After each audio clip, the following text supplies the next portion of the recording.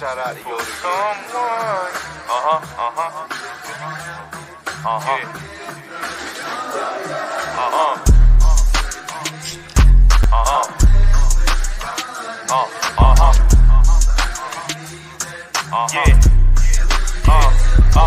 Yeah, ballin' like it.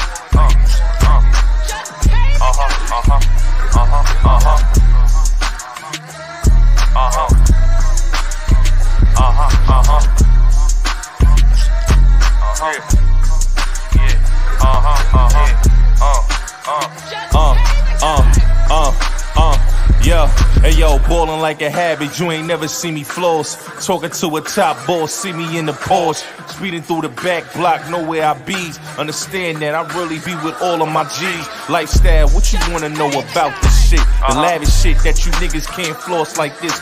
At a sack fig, might blow a bag on your bitch. Talk about you living life, nigga, know about this. Stacking chips after chips in the VIP. Popping bottles after bottles, nigga, know about me. I'm a top general, them niggas don't want beef. If you really want it, dog, we can see me in the streets. Ain't nothing gonna change, shit gon' be the same. Desert Eagle ring, know I got a thing. Got a destiny to date, nigga, you gon' know that. Come back around here, niggas gon' blow back. Hold that, let me show you how to stack that money. Get that money in, niggas really looking funny. Rap niggas talking like they really want beef. I'm really in the streets, I be deep with my heat. Let's go. The Cartier bracelet be shining. Niggas can't talk about me, nigga, I'm climbing. All the way to the top, I stay gon' floors. Talk to the boss, might swing you right across. They don't want drama, ain't nothing, they gon' static.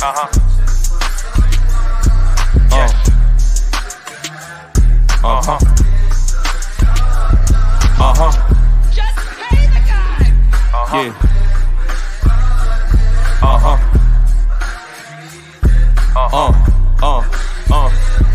It's for my penthouse boys, none of you lobby boys.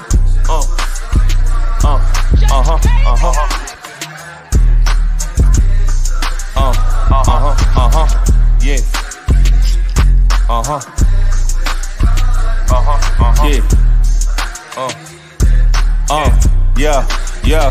Yeah. It's for my penthouse boys, for none of you lobby boys. Desert Eagle squeeze, my nigga, just get your toys. We can talk beef, my nigga, we make it brief. Pella get them brief, my nigga, like I play up in that Jeep with my 456. Niggas talking like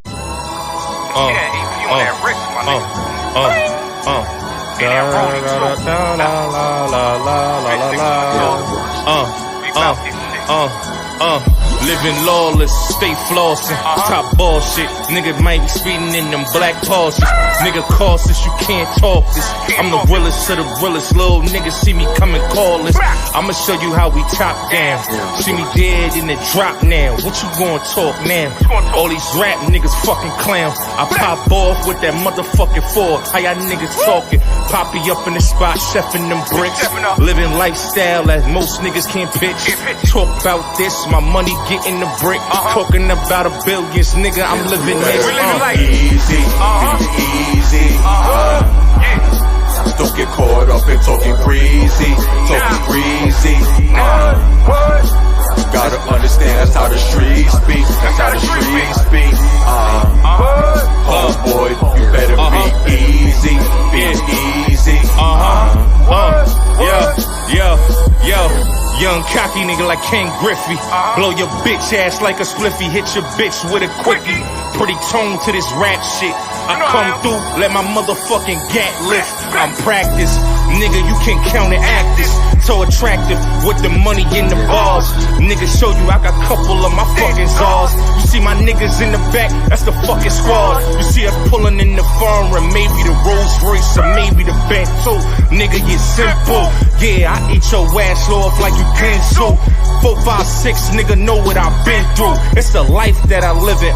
Got my niggas sending real kites to them prisons. Nigga, you gotta feel it. This is real vivid. So lawless with the flow. Niggas understand that. I'ma get that fucking dough. Let's go. Easy, easy. Don't get caught up in talking breezy, Gotta understand that's how the streets speak. That's how the streets speak. Homeboy, you better be easy. Be easy. Yeah.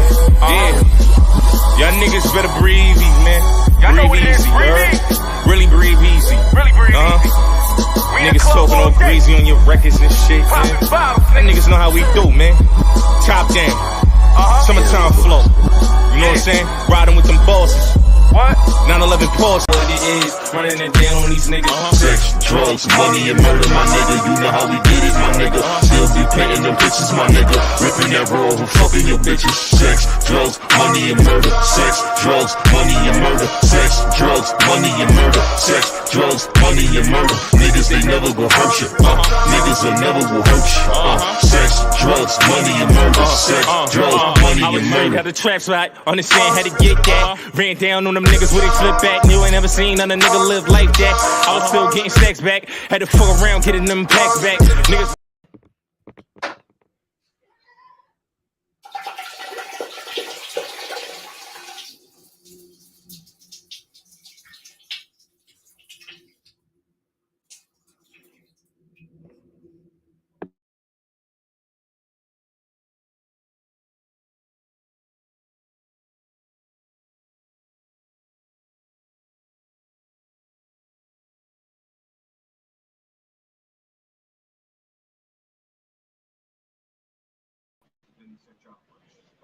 My mic is good. Oh, I think. Let me see. Yeah, my mic is good. Yeah, salute. Smash that like button. Today, I got a special guest today. Got two special guests today. I'm waiting for my brother to come pull up, rahski. But smash that like button.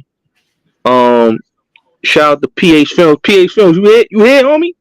Yeah, no, I'm here. I'm here. It's PPhilms. PPhilms. P Films. I always think PH, man. But shout out to you, Yeah, P Films. it's all Yo, good. that's your peoples, right? Shorty that pulled up.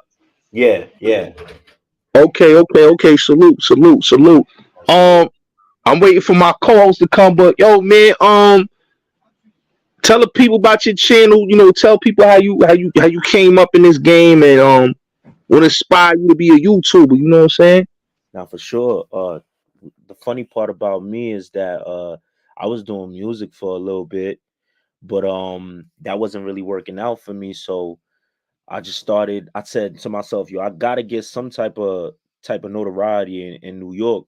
So I figured, hey, Mm, I'm good with conversations. Let me sit down with artists, and I started in Long Island because that's where I'm from. But I'm not gonna lie, you know okay. how do you say like Jesus never really did miracles where he from? I wasn't getting a lot of love from Long Island, and that's my hometown. And then when I started dealing with the Bronx, Harlem, Yeah, and all Brooklyn, they showed me mad love, and I ain't even from yeah, there. So yeah. that's why I got a huge amount of love for all of them out there. Word. But Okay. that's it. Word. Okay, man, okay. Shout out to Long Island. Shout out to Long Island, man. Shout out to Yeah. Long Island.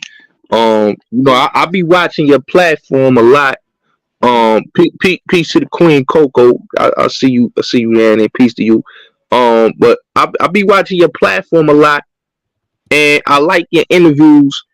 Um, you're not about picking no sides because a lot of dudes that do what you do, they pick sides or they got an agenda. Your platform is basically let people hear their voice and speak their opinion and be an unbiased interviewer. So I really like that about what you promoting, especially with the drill scene and a lot of the popping artists you got in the drill scene just in New York that's spitting in general. So I salute you on that, bro. I appreciate that. I appreciate that. You know the funny thing about that, like a lot of people tell me now, like, yo, man, we respect that you're not biased, but yo, man, in the beginning, they was trying to make me biased. Like that Yeah, happens, you telling you having guys come on the platform that's telling real stories. They telling stories that they really been through and impacted their lives. So, when Yo, somebody salute to the panel. Gotti, salute, bro. oh yeah, salute, Roski, salute. Yo, P, you got it. Finish saying what you saying, P. you go, yeah. So when you got guys telling such sensitive stories, these stories is, some people lost their lives, some people, lost their freedom, so you have people that's like, nah, P Films, we not touching your platform because you did a interview over there, and I had to keep working, and show everybody that yo, I'm gonna be here for a while. So you're gonna have to do my platform, and then we at least we can have a dialogue and understanding as to what I do, and then you can respect me for what I do, and I'm gonna always respect you and give you all the love in the world for what you do. Whatever you've been through, I'm gonna handle your story in a professional manner. You know what I'm saying? Won't pick sides, won't take it lightly. You know what I'm saying? And then that's how I gain the respect from both sides. No, that's that. I think that's real. I think that's real. I think that's real. I seen a lot of dudes that became cameramen, and they all pick sides. And that's the wrong thing to do. You want to be unbiased because you want to have relationships with everybody. And I respect that. When I watch a platform, I'm all about the integrity of the owner of that platform, because a lot of dudes will compromise their integrity just to be a part of this side because they got the clout. You know what I'm saying? No, it's just business. And everybody need to hear their story. Everybody need to tell their story. So I salute you on that. And that's what I like. You know what I'm saying? But I want to ask you, man, Summer Jam was in your city, Long Island. You went to Summer Jam, you fucking with it, you liked it? All right, so it's crazy. Summer Jam is definitely in my city, but I didn't get an invite over there, so I don't know. I'm gonna have to talk to somebody over there. I emailed them and all that, but they on back. It's kind of tough because my platform is ran. I am the owner. I run everything. You know what I'm saying? I do get a little bit of help from Coco. So I got to shout her out too. However, shout out Coco. Yeah, for sure. But I'm not connected to 105, Hot 97, or I don't have no big corporation behind me. So it takes a little bit longer. It takes a little bit more work. But regardless, Summer Jam was in Long Island. That was a beautiful thing. I seen a lot of drill artists there. Last year, my issue was I didn't see a lot of drill artists there. And I seen it this year. I got what I wanted. Regardless if I was there or not, they was representing for the drill community. And these people are put in positions to turn up their lives, you know what I mean? Change their families' lives. You know what I'm saying? So it was beautiful to see. It was a beautiful. I do wish that more rappers would rap without the music in the background. You know what I'm saying? It would sound a little bit more clear. That's my only reservation. Other than that, I love everything that I've seen, Yeah. Shoot. So Pete, right? You from Long Island? Wow, I didn't know that. Yeah, wow. yeah. So you familiar? So because you said the drill rappers. You familiar with the drill rappers in Long Island? Because I was watching this web series called Target. You ever heard of that? Target? No, Yeah. I'm not familiar with it. Yo, Gotti, you know what I'm talking about, right? That web series that was called. Yeah. I know exactly what you're talking about. Yeah. Yeah, it had a couple drill rappers in there. Well, you gotta check it out. You gotta check it out though. After the live, check it out. You gonna see what I'm talking about. Yeah. Now I'll do my due diligence, but I just finished telling Gotti too. I'm from Long Island and I love Long Island. That's always gonna be my first love. But when I was coming up in the beginning, they wasn't showing me no love at all. I migrated and went over to Brooklyn and the Bronx and all that. I feel like I got love for Long Island, but I do feel and I hope they don't take this. I hope they're not offended when I say this, but I feel like a lot of the guys in the city, it seems like this is their only option. So they doing this every single day. There's not a minute that goes by where they're not writing a rap, going to the studio. They really live in this at every aspect. I can't say I ran into Long Island artist that he's doing it every single day. He probably going to work, or he probably going to, you know what I mean? He's doing other things, and that seems like more of a hobby. And I feel like that's why Long Island ain't coming up, because we got a lot of talent here, but it's not popping because in anything in life, you're gonna have to give it your all. You gotta master it, you gotta live it, you gotta be obsessed with it every moment. And I don't really see that from Long Island. Hey, Pete, I'm not gonna lie, right? At one particular point, right, I remember Long Island back in like the DVD eras. I remember Long Island had a lot of rappers like in the 90s, 2000s, and then like it's rappers. I was seeing a little bit of rappers that was rapping out of Long Island, but like I get what you mean. Like a lot of like Long Island's not like the 5 boroughs where you got a rapper in every hood. Like 12 block radius is a rapper. In Long Island, you might got one nice dude coming out of Long Island from Roosevelt, Wandins, you know, or Hampstead or wherever in Long Island, Amityville is one. It might be one nice rapper to come out of there, and everybody gonna jack them. If they from Long Island, the whole Long Island gonna jack them. Yeah. But as far as like New York City, like he right, it's a bunch of rappers, so it's gonna be different sections and different crews. It's gonna formulate from that one rapper to come out that section. So you're gonna have a whole total of 100 rappers coming out of every hood. So I see what you're saying, bro.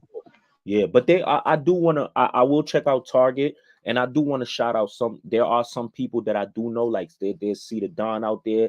He's doing his thing. I know there's Chow Lee is from Long Island. He's doing his thing. You got Dio from Westbury. He's doing his thing. There are a few guys that's doing their thing, but I would just like to see them literally put their all into it. I mean, like, yo, put your all in. When you think about some of these rappers who had to sleep in cars or had to, you know, get it how they had to get it to make their dream happen. I'm not trying to perpetuate a negative lifestyle, but sometimes desperate times calls for desperate measures. You got to do what you gotta do to get on, you know. And I would like to see a little bit more of that from Long Island artists, you know.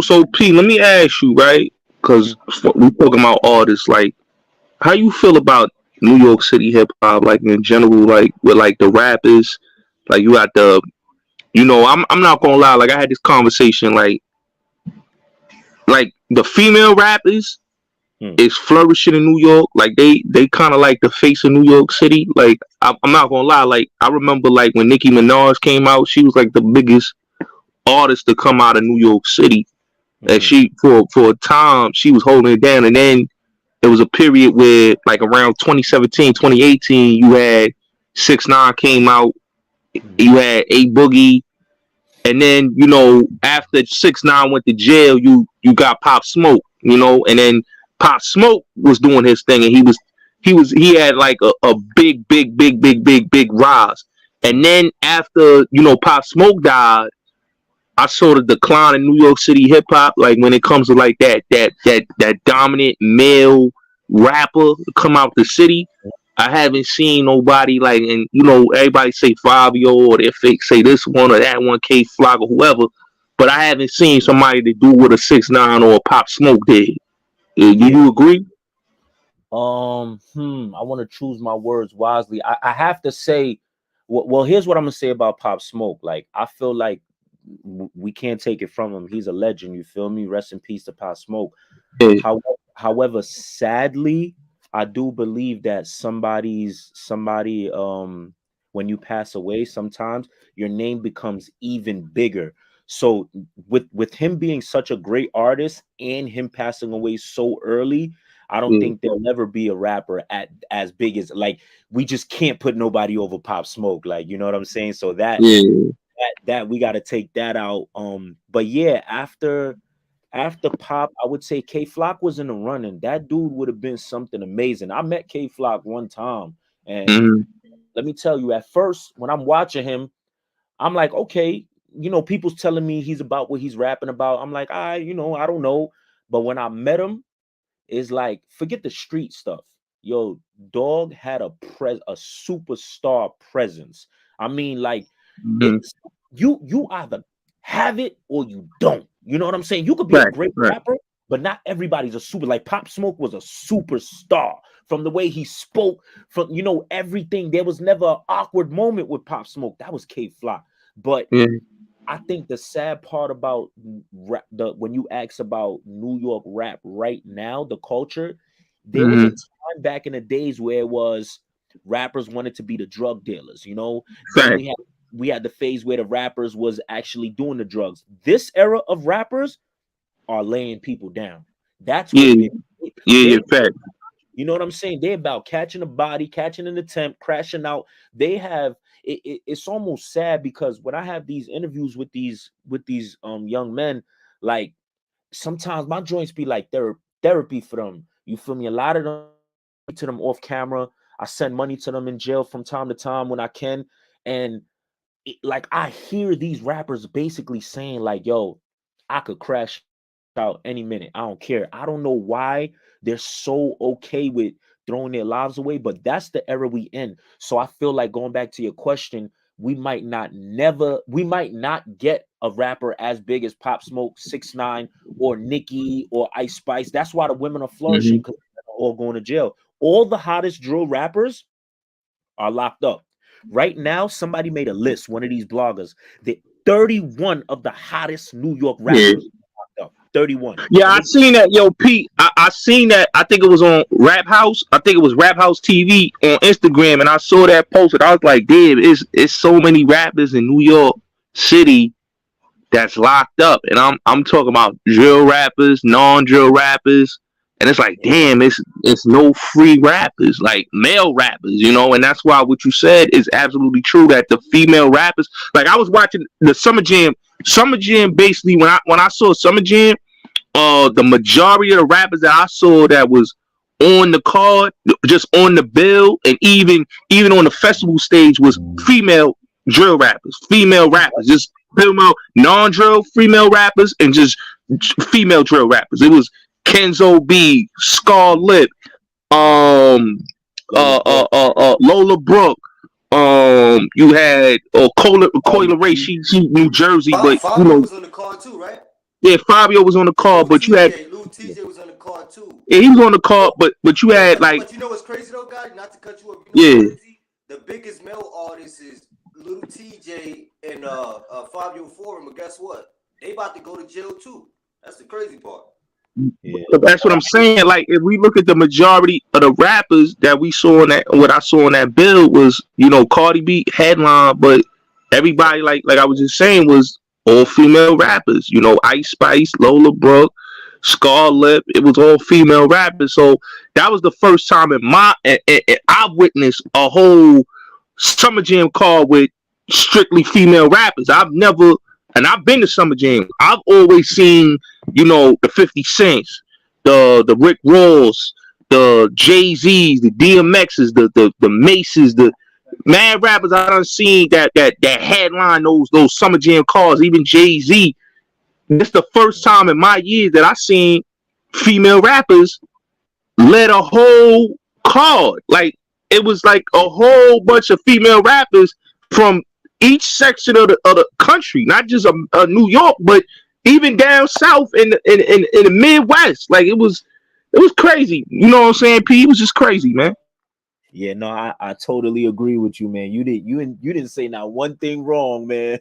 I totally agree. Like, but I gotta say too, a lot of these women they coming hard with their lyrics and all that. They are persistent. I think they don't watch men dominate the rap game for so long, and they sick and tired of that. They trying to make a name for themselves, and I do see a lot more unity amongst the female rappers and I don't really see that with the male rappers, and Nah. that's, you feel me? And then two, like I said, the thing is, rap, when you talk about drill, right? Bronx drill, Brooklyn drill, it is the drill means to kill. You feel me? If we being honest. So a lot of times we do not accept a male rapper unless if he's went on a drill, or something like that. You have to be living that lifestyle. So what you're having is young men and boys who are really living that life, and they are becoming the superstars. Back in the days where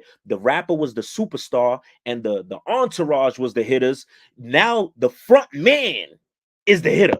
That dude is the one putting everything down, and it's mind-boggling to me, because I always ask myself, yo, there need to be some structure. The leader can't be the one out there spinning, but they're spinning, and they're recording themselves spinning. They're texting. They on FaceTime. They in court doing it. It's so we not going. Sadly, all of our young male, sadly, all of our top young male rappers, they if they don't change their ways, they will never ever be as big as Pop, Nicki, anybody you name. Never. Yeah, you know, and that's and the crazy thing about that is that, like, I tell anybody this, like, just to look at the drill scene, like, because I remember when it first started, when Bambino did Gang Gang Gang, and from Gang Gang Gang to Suburban to No Suburban to Dior, and from when it first started, it wasn't as violent as it gotten later on. Like it started to get more violent later on, and then you started seeing a bunch of drill rappers dying. You started seeing what the rise of Bronx drill and how bloody Bronx drill is. You know what I'm saying? And the sad part is that, you know, it turned into with Chicago drill, the problem with Chicago drill, because a lot of people don't understand that Chicago drill was just like what New York drill is right now. You know, the violence is what sadly declined Chicago drill. Yeah. Because you had a lot of artists that was rapping in Chicago drill that end up dead, or they went to jail, or they just declined spiritually, musically they decline. Yeah. But when you got somebody like Dirk, that's the last man standing, because in hindsight, Dirk is the last man standing, and he wasn't even the face of Chicago drill. Chief Keef was. Facts. Yeah. So then when you see that Dirk is the only one that's still flourishing, that's still popping, that's still the man in Chicago from Chicago drill, it's kind of crazy to see that Chief Keef, who was the guy that set it off, like everybody, like I had this conversation Saturday, I said everybody followed the Chief Keef Don't Like Blueprint in New York City. Everybody. You know, he gave dudes in New York, like when New York, I remember New York City rap was just like rappity rap. Everybody was rapping, spitting bars, girls in the videos, you know, dudes, you know, they would do a lot of videos in the club. It was about dudes like trying to get a hit on the radio. And then Chief Keef come out, they saw how this dude had a video where he's literally in the hood with all his homies, shirt off, guns out, and everybody copied the whole Chief Keef formula. You know, from Bobby Shmurda to this one to that one, they all followed the Chief Keef formula. And then next thing you know, you get all these new drill rappers. They all follow that Chief Keef formula. But what happened, what I always say with the Chief Keef formula, the problem with Chief Keef was that he kept going to jail, and he just like Dirk, you could tell Dirk, no, he's a star. That's why Dirk, he basically was able to set trends and be behind the hot dudes at the time and got the right features. That's why he's in the pocket that he's in. He's getting a Drake feature, a J. Cole. The big dudes is doing records with him because Dirk know how to stay in pocket. Dirk remind me of a quarterback. Like, all he does is stay in pocket, where most dudes, they take the risk, and then it's like, damn, you know what I'm saying? You was hot, now you not, you know? And that's the sad thing about the rap game, you know? And like we talking about the female rappers, like, it's no knock on the dudes, but it's like you gotta stay out of fucking trouble. If you want to be an artist, you gotta stay out of fucking trouble. You cannot be the bag and everybody's dependent on you to be the bag to get them out. If you can't get them out, everybody going to jail. Absolutely, and that's what's happening. Yeah. Like look at like Chef G in Sleepy Hollow. Like Chef G is the bag. Sleepy Hollow's the bag. If they both go to jail, what happens? There's no everybody's done for. You know, people gotta understand. You gotta look at it like about everybody gotta understand, man. You gotta be around greatness to be greatness. You know, one thing I respect about Pop Smoke, he surrounded himself with 50 Cent. 50 Cent helped him. I always say, like, the album that he did, I didn't think they should have did another album. That Faith album, I didn't think that should have even came out. You know, the album that 50 Cent did for him was his best body of work, because you would tell that he was in the studio working on that album. It was no filler. It was him doing him, and you could tell that was his best body of work because he put his energy towards that project. That's what he was working for. That was what he was working on while he was in California. He was finishing up that whole album. So when 50 Cent put the finishing touches on that album, boom, that album was successful because of that. You know, and I always tell people, don't touch a classic. Like when people look at Biggie, right? I tell people like Biggie best album, Life After Death. When they did Born Again, I was like, what the fuck? When they did Biggie duets, I'm like, what the fuck? Once a person dies as an artist, you leave their final projects alone. Leave it alone. Yeah. And that's what people gotta understand. Leave it alone. And that's why, like with Pop Smoke, you could tell he had a star pill about himself because look at what he did with his music. You know, he was tapping in different lanes, Afro beat, reggaeton. He was really trying to be mainstream. You know, he was trying to get out of that whole drill scene. And that's what a lot of artists gotta understand, man. You could be a drill rapper, but you gotta do other things besides drill. You get what I'm saying, P? So Yeah. that's how I feel, man. Yeah, now you're right. This is a conversation I have with a lot of them during interviews and on the phone when I'm talking to them. I'm like, listen, man, I get it, you know, and this is what they've expressed to me. I tell them this. I get it that when you're dissing and you're making songs about drill, you get 1 million views in 2-3 days. But then when you talk about a different topic, let's say you talking about love or a woman or something traumatic that you went through that's not street related, you probably get 50,000, 100,000 views. I'm like, that's okay. But I feel like these young men and women are dealing with so much anxiety, or they putting pressure on themselves and listening to what people saying in the comments. When they put out a song where they not drilling, they Mhm. and the comments are like, oh, you going soft, we want that old such and such, you know. Mhm. It makes them go back to like, all right, let me just stick to this. And it's like, nah, bro, you gotta build that too. The same way you built the drill name, your name for drill, now you gotta build that other fan base, the core fan base that's gonna rock with you when you tell them about a song where you struggled as a child, Mhm. or a song where you got your heart broken, or you going through issues with your father or your mother. That's the songs that's gonna bring you real mainstream success. But I think they feeling that pressure sometimes when they don't get a lot of views when they put that out. But Yeah, but you know something, P. This is how I feel, right? They could feel the pressure, right? But all great artists gotta evolve. That's that's how it. you gonna stay relevant. You know, yes, you can say, "Oh, I don't want to do this, I don't want to do that," but look at a lot of these artists, man, that was hot and now they not hot no more. You know, I always say like drill is good for when you want to do one drill record, but I always say look at Central C. People need to go take a page out of Central C book. All the drill rappers in New York, take a page out of Central C. Central C right now is the biggest drill rapper in my opinion, and he's doing it right. He's doing it right. He got a big record like Doja Cat. He got a lot of big records, and this dude is coming over to America. He's getting features, co-signs from all the big artists because he's doing it right. He sees that he has star appeal, and he wants to get into that superstar shit. A lot of these dudes gotta understand. I want to be a superstar, or I just want to be a star. It's cool to be a star, but you want to be a superstar. You want to be in that next level. You gotta switch it up. You gotta have versatility. You gotta bring something else, man. 50 Cent was the biggest star because the superstar because he know how to pay out big records. If he didn't do 21 questions, fucking Get Rich or Die Trying would just be a fucking album just talking about murder and killing. Just street Yeah, shit.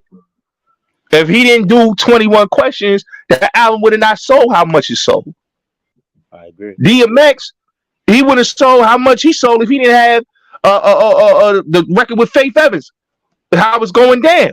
Like a lot of these dudes gotta understand, you need a chick record. You need a record that people going bop to. You can't just have a record with just murder, murder, murder, death, kill. It's not gonna work. It's gonna be like people just gonna say, "Oh, that's the only thing you got." Come on, that's the only thing you got as an artist. Yeah, yeah, I agree. Also, and this is another thing that I talk to them about. You know, it's sad because they might send me some music that they don't let the whole world listen to. I wish I could just release them because there's this song by this drill rapper named TG Flocka. It's called Hate Love. There's another song by Tata called Whom It May Concern. Yo, these dudes are pouring their heart out, man, and and what they struggling. I don't know why they not putting these songs out, Mm, but that's the ones I would love. But another thing, back in the days, there was a lot of features. Rappers working with producers, getting in the studio, working with a producer to come up with a signature sound or to help them brand their sound and become mainstream or work with a bigger artist. These rappers these days, it's almost that they find it disrespectful if you tell them you have to pay for a feature. So mm, they're literally messing themselves up and messing their business up because they think that it's a sign of disrespect to pay for a feature, or there's so many beef over here over there, they don't want to work outside of their camp. But what you got to understand, bro, mm. that your camp might not have that mainstream voice and you need to outsource to other rappers, but that's where they falling short. The beef is stopping them from growing. It really is. Yeah, you absolutely right with that because look, a perfect example, the artists like the Brooklyn artists, the Brooklyn drill rappers, all that Woo and Show, all that folk, crip, beef, and that shit right there really fucked up a big bag for all these guys. Cause Mm, I'm gonna tell you something, right, Pete? All these dudes live in the same area of Brooklyn. Some of them live in Flatbush, some live in Brownsville, some live in Crown Heights. And it's like, yo, y'all dudes have a lot of y'all dudes went to school with each other. And you telling me y'all dudes can't put y'all differences aside to make a fucking bag? Like the fucking get rich, bro? Y'all motherfuckers ain't on. Like yeah, y'all fucking beefing and y'all could get this money and y'all getting these dudes blackballed. Like it's a whole lot of shit. The politics.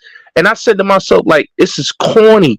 These dudes could really make a lot of bread just by doing music together. And same with the Bronx drill. Same with the Bronx drill scene. Like all that beefing, like they could have put these things and K Flock together and make a lot of money. You know how much money P that K Flock and his cousin D things could have made? yeah, a That ton, a ton. Come And on, bro. Like that's the shit I don't understand. Like they beefed and all that money they could have did together as a duo yeah, would have been great, bro. you Like know, it's not Yeah, that personal. yeah, Y'all family. can yeah. I But can you, I? but you know what I don't get? This is what I want to say to interject, right? I want to say this, right? Yeah. I want to because nobody don't speak on this, right? Nobody don't speak on this how because I see a lot of people attacking the young dudes. All these drill rappers that was going to jail, getting caught up in indictments. They young, right? And I see a lot of these older cats, these older heads. They be like, damn, look at these little dumb niggas. But you know what nobody don't talk about? They don't talk about Max B. Max B went to prison at 30 years old. He had a whole career ahead of him. And he should have knew better. You understand? Out of all people, he was the oldest out of every drill rapper that got locked up. He was the oldest one out of everyone. And he got locked up. You understand? I don't hear nobody talk about Max B. Oh, he's a dummy. Everybody shouting out Max B. You understand? Everybody. But damn, I shout the old nigga. He should have knew better. But the young niggas is stupid. Like, come on, we gotta hold everybody accountable. You Yeah, understand?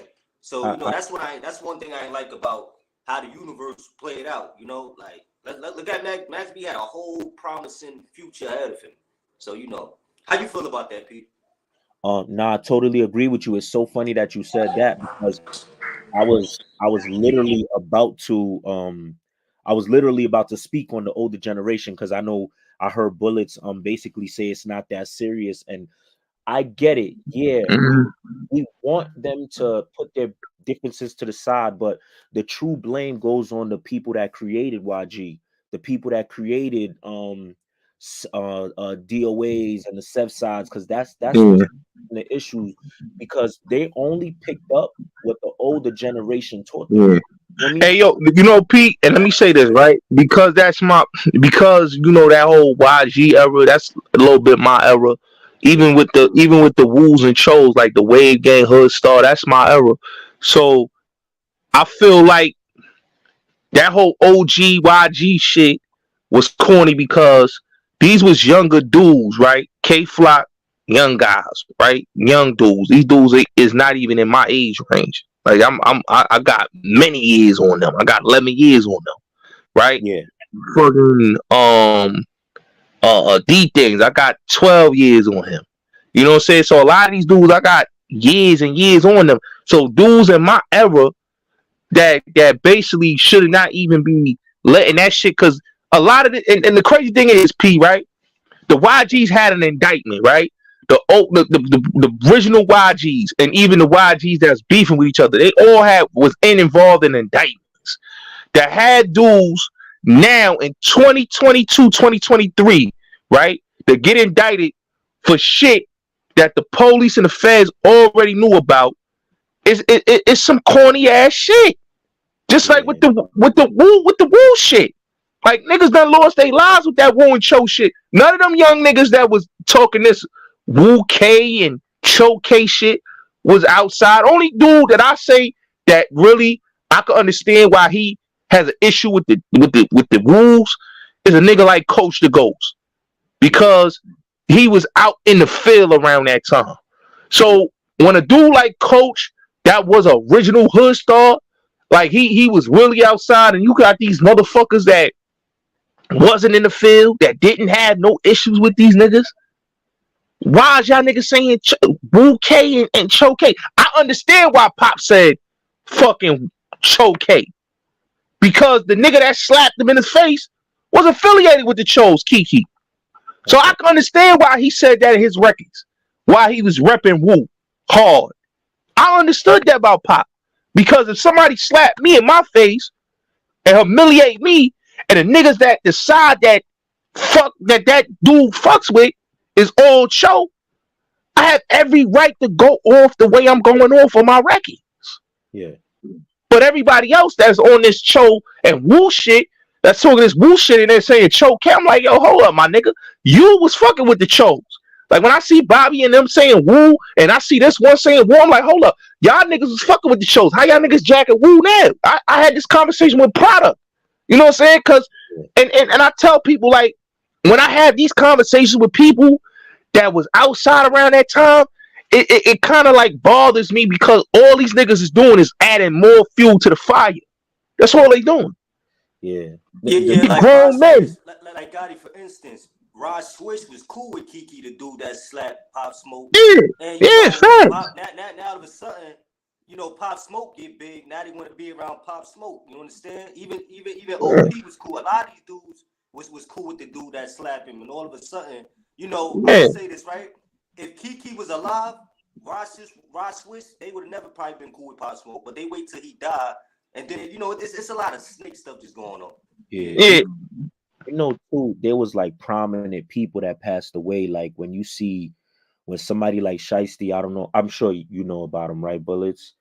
When Shiesty, I know Shiesty, yeah. Yeah, so when Shiesty passes away, that's like that he had so many connections to people here and there, and it turned a lot of people off. And I think that just automatically made people pick a side. You know what I'm saying? And you're right. Like I have pictures of Bobby and all of them chilling with the Chos and all that, partying with them, all that. But I think when that situation happened, it really caused a huge division in Brooklyn. You know what I'm saying? In Brooklyn. And see, hey yo, P, a lot of these dudes, and this is what I said, P, they want to come together with the Woos, right? But it's like, y'all dudes was cool with the Chos. Y'all could stop all this Woo and Cho beef, my nigga. Y'all could really stop this shit and come, because these is your people. These was niggas y'all fuck with. When I start seeing dudes do that shit, it's like y'all dudes just want to keep the shit going. You know, that's all they want to do. And then when they get out, and that's the thing, P, when they go out of town, when they go to Atlanta or they go to Chicago and all these other places, bro, they not on the GDK timing, bro. That's the thing that's what be killing me, P, because they out in Atlanta, it's all love with the GDs. They doing records with Offset. They doing records with the Migos. They doing records with dudes that's affiliated with G. So what is all this GDK shit? Yeah. When they come to New York. Yeah, what you saying right now is funny. I ask so many people that question when I'm interviewing them. Reason being, on the East Coast, we might not see a lot of GDs over here, but as you start going Midwest, down South, West Coast, them GDs is out there. So you're not gonna be heavy on GDK unless if you really like that. You know what I'm saying? As you see, Fact. not you. There's rappers who was GDK that went to Chicago and they actually had very peaceful conversations with GDs while they was there. But we don't talk about that part. But Yeah. I interviewed Drizzy Giuliano. He's somebody that rapped alongside Fabio, dope artist. And so I Shout asked him, out to Drizzy Giuliano, man. Me and Product was talking about him Saturday. P. We was talking about Drizzy, and we was talking about how like we felt like Fabio should have did more with Drizzy because Drizzy is very talented. But yeah, I'll let you continue though. yeah, I'm glad you just said that because on next Monday I will be releasing. I release my interviews in parts. He basically goes into detail about what happened and where they stand right now. So I'm glad you just said that. But yeah, Drizzy is a talented artist. He told me like, listen, we GDK because of all of the things that occurred in New York. I have no beef with any GDs outside of New York. Is no disrespect to them. And the question I asked him, I said, but you Crip. And if you heard somebody from Cali or Chicago saying Crip K, how would that make you feel? But his response to me was, I would never get offended because I know they ain't got no problem with me. They just into it with the Crips out there. You ain't got an issue with me. But if there is a GD that I don't have an issue, it's not GDK for the GDs outside of New York. But in the event that a GD outside of New York feels offended, and they dislike me for it, well then GDK to you too. But yeah, I think what happened, it was his cousin. Shiesty's Drizzy's cousin, blood Yeah, cousin. yeah. I think some of the deaths, like, trust me, I would love for there to be peace, but to understand them a little bit more, I had to put myself in their shoes, and I had to say, P, if somebody killed your brother, right? I love my brother. You know what I'm saying? If somebody killed your right hand man's, the one person who supported you throughout while I'm doing journalism, this is the dude out there. While I'm doing journalism, he's the one probably trapping and investing in me. Somebody killed, shot your sister, shot your mother. Some of these people, their parents was involved in being victims to certain things. I asked myself, would you be willing to forgive and move on for the sake of money? And sometimes I struggle with that answer, man. And I'm older than them. So if I'm older and I Mm. can struggle with that answer, I say to myself, damn, let me not be so quick to be like y'all bugging out. Because I don't know what it's like to have somebody kill my best friend or kill my brother, then go on a song and reenact the whole thing in a verse, then have the whole world. I don't know if you ever heard this song called Naughty Bop. They have teachers, Yeah, police officers, teachers screaming Naughty Bop doing the dance.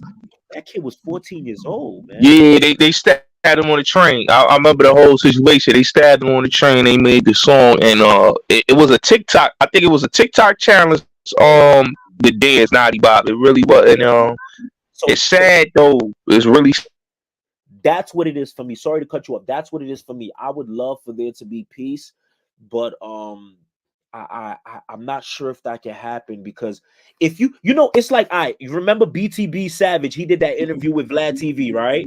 yep. I remember that. So look, there was a home invasion. He kills the person that came into his home trying to kill him. Now it was dead. His side was like, whatever, our man's trying to rob you. You got the one up on him. Cool. Now, when he goes to do the interview, he does the interview and he's bragging in the interview. Then he takes a picture at the crime scene. It sent them off. They went and killed him the same night. That so it wasn't that they killed him, it was the bragging. So I asked myself, damn, P, maybe I might be able to forgive and get past certain beefs. However, if you dropping songs about the people I love every week, every month, every year, and these are anthems, these are being played on the radio. Nah, I might just throw everything away too. Maybe, because the hurt drives you crazy. You know, I don't know. How you feel about that? No, that's right. I'm gonna be honest, right? At the end of the day, right? I feel like nobody can tell you how to control your emotions. Yeah. So if somebody killed a family member, just like if somebody killed one of my family members or my homie, right? I had a dude that just did a diss track on me, right? And basically he dissed my homie. My homie died last year, and another one of my homies died on my birthday. But he didn't die from gun violence. He died off of a car accident. You know what I'm Okay. saying? So a lot of dudes now, me per se, yes, I'm gonna be angry about that shit because that's a childhood friend of mine's. But to be honest though, the other niggas that really love him is going to see homie. I can't control their emotions because now you talking about somebody's loved one that his brother's outside. You talking about dudes that's outside that love him from his hood because he's from the floors. So there's a lot of dudes from the floors that love my mans. So they not gonna be on no that's just music. No, they gonna be on some word. Yeah, we gonna do something to you, my nigga, because you talking like you had something to do with something that you did. You know, so a lot of people you gotta mind your words when you talk about certain people because people's emotions it's going to end up being a lot of people. I always believe the tongue is very dangerous. So when people use that tongue and they start saying certain things, and you don't even think before you say it. Don't be angry when the person come and collect what you said. Don't be angry. You know what I'm saying? Because you got to stand on everything that you said about that person. And I understand why the young boys feel the way they feel. Because you got dudes being disrespectful. Like even the thing with the whole, like when they was dissing Nick Blicky, right? Everybody was after. I was like, it's gonna end up to somebody gonna get killed, and basically somebody did get killed. You know what I'm saying? But after they did that, somebody did get killed after dissing Nick Blicky. You know what I'm saying? And Wasn't it's that like, yo got it? Ain't KJ Bowler died after Nick? Absolutely. yeah, he died right after it. But that was, but what happened with KJ? That was some other shit, and that's a sad situation too. What happened to KJ because it really wasn't even meant for him. He was just sitting in the car, and they just shot the car. And look at that situation, right, P? That's a crazy situation because after he gets murdered, somebody gets murdered at his memorial Yeah. that had an involvement with his death. That's So it's crazy. like these dudes don't understand, bro. It's like when you take somebody's life, people are loved. These dudes that people think because somebody might be alone or they think that I caught them lacking and I don't think people gonna ride out. But a lot of people love them. Like T. Woo, that's my little man's. Pete, that's my little man's. I know him personally. I went to the same school with homie. That's my little man's. You know what I'm saying? I was a grade above him, but that's my little man's. I fucks with the little homie. You know what I'm saying? I was happy that the little homie popped off with the music. Yeah. Like when my man's told me, that's your little man's right there rapping. I'm like, word, that's son. He like, yeah, that's your little man's. I was like, Yeah, I was happy to see. What you say? Yeah, What you say, Rob? Yeah, he got killed right after he signed his deal. Yeah, he got signed. Like got killed right after he signed. And then what I heard that happened is kind of sad though. P, because this dude got his deal, man, and they murdered him right signing that contract. That shit broke my heart, man. That shit broke my heart, bro. The crazy part about that situation was it was the same day. The same day he went to go check on he signed his deal, and then the same day he went to go check on his mother. And he was just only out in New York for I think it was just for that, just to go. And he was supposed to do a interview with some dude named BMG Upper Class, and Yeah, that was short. And the thing is, and this is something another thing to people's point about forgiving. Let's say, and this is why I could understand why people don't want to put things to the side. Let's say you and I have an agreement, and we're like, yo, I'm gonna put the beef to the side.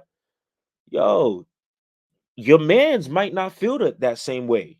You know what I'm saying? And then what about if it's 10 years later, right? But I did something to your man's that is unforgivable. Now that could be me lacking. Me forgiving y'all and thinking Right. that we cool.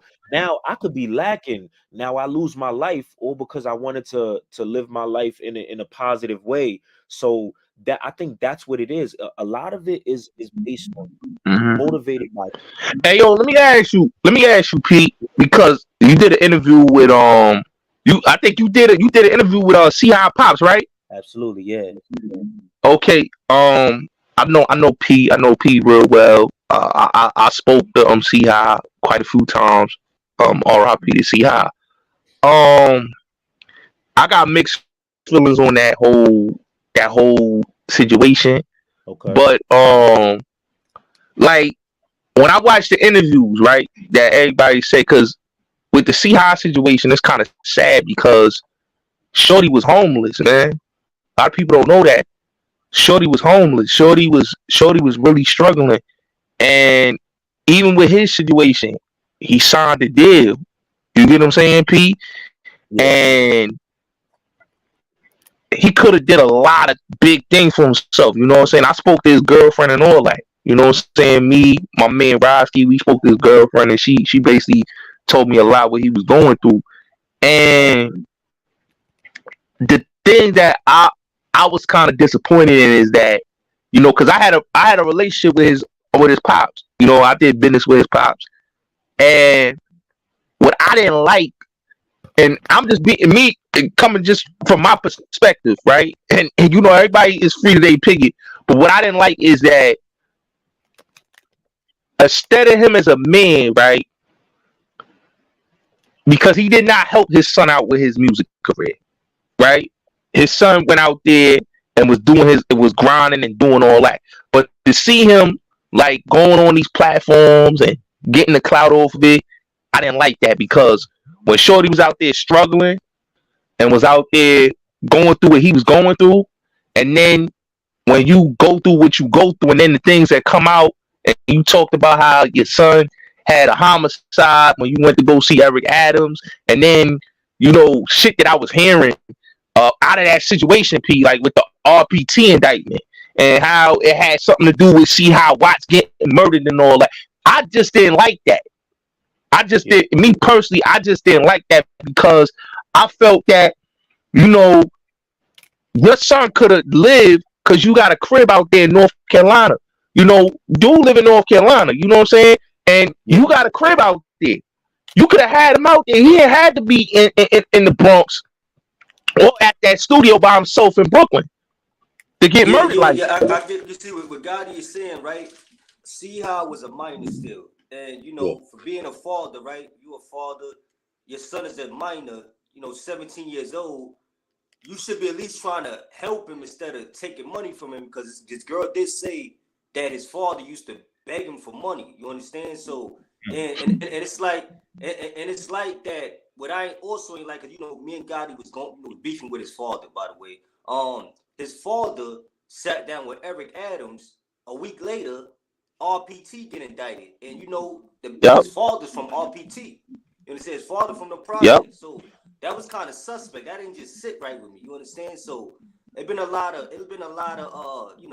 it's just crazy what people would do, what your own parents could do, do for money. You understand? And that whole situation was sticky. That's why when you interviewed him, me and Gotti be like, yo, don't you know this dude's this dude's on paperwork, as far as on paperwork, writing statements.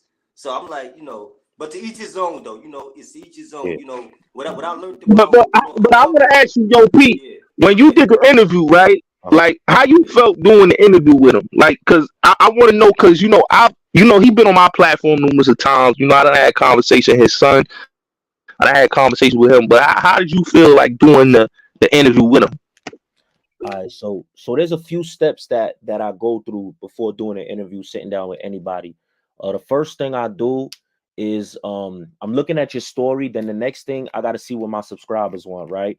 So if they saying they want this person, we got to sit down with them. I've sat down with people that I don't even like. I've sat down with people who kind of verbally disrespected me throughout the interview, but for the sake of my subscribers, I'm gonna let you get your stuff off. It is what it is. I'm here to work for my subscribers. So with Siha's father, I didn't know too much about him. You know what I'm saying? I didn't know too much about him. But when I sat down with him, I did tell him, here's some of the things that I'm hearing. Now that y'all saying certain things, I'm kind of remembering. I think I do remember one of y'all in the comments saying, "Yo, ask him about some I guess sexual allegations or something like that." Yeah. Because let me say this, P. Right? He had sexually assaulted a female that was a YouTube moderator for Hassan Campbell, right? And for another YouTube platform. And he knew her from River Park Towers. They both lived in River Park Towers. She must be, I think she had a relationship with him or whatever. And he assaulted her. So when he came on YouTube, this was like years later. So they haven't seen each other since the 2000s, like 2002, 2003. So when he saw her was on a YouTuber's platform in 2020, and she basically aired him out saying, "Yo, you sexually assaulted me." Yo, because at first I was fucking with him. Me, my man rahski, we was fucking with him, and we was defending him. He was like, "Word, they why they putting that on you?"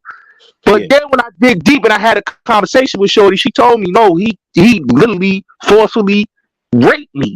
I was talking to him and he just sexually assaulted me. And I didn't say anything, because he was cool with her family members, and they was in the same gang. He sex, money, murder. That's, so basically he got married. He lived in North Carolina. He started a new family. Highs from a previous relationship. So it's not even from the woman that he's with now. So, and then he came on YouTube. I met him on YouTube. Me and him built up a rapport, and he was fucking with a YouTuber named Jack Fall's BBN Network. So he stopped fucking with him. He had him and his son and some other YouTube dudes was getting ready to beat the nigga up and all craziness. You know what I'm saying? So the dude was fucking with me. I fucked with him and he lied on me. I'm gonna tell you this too, P. He called me a pedophile. He tried to get me arrested, P. I'm gonna be honest with you. He tried to get me locked up. Like he told me that if I don't apologize because I fell out with him because he said some sucker shit to me. Yeah, but I don't think Pete know. I don't think Pete know all that. Cause like for instance, right? Let's just say if 6ix9ine. Let's just say if 6ix9ine want to interview with you. Pete, would you interview 6ix9ine?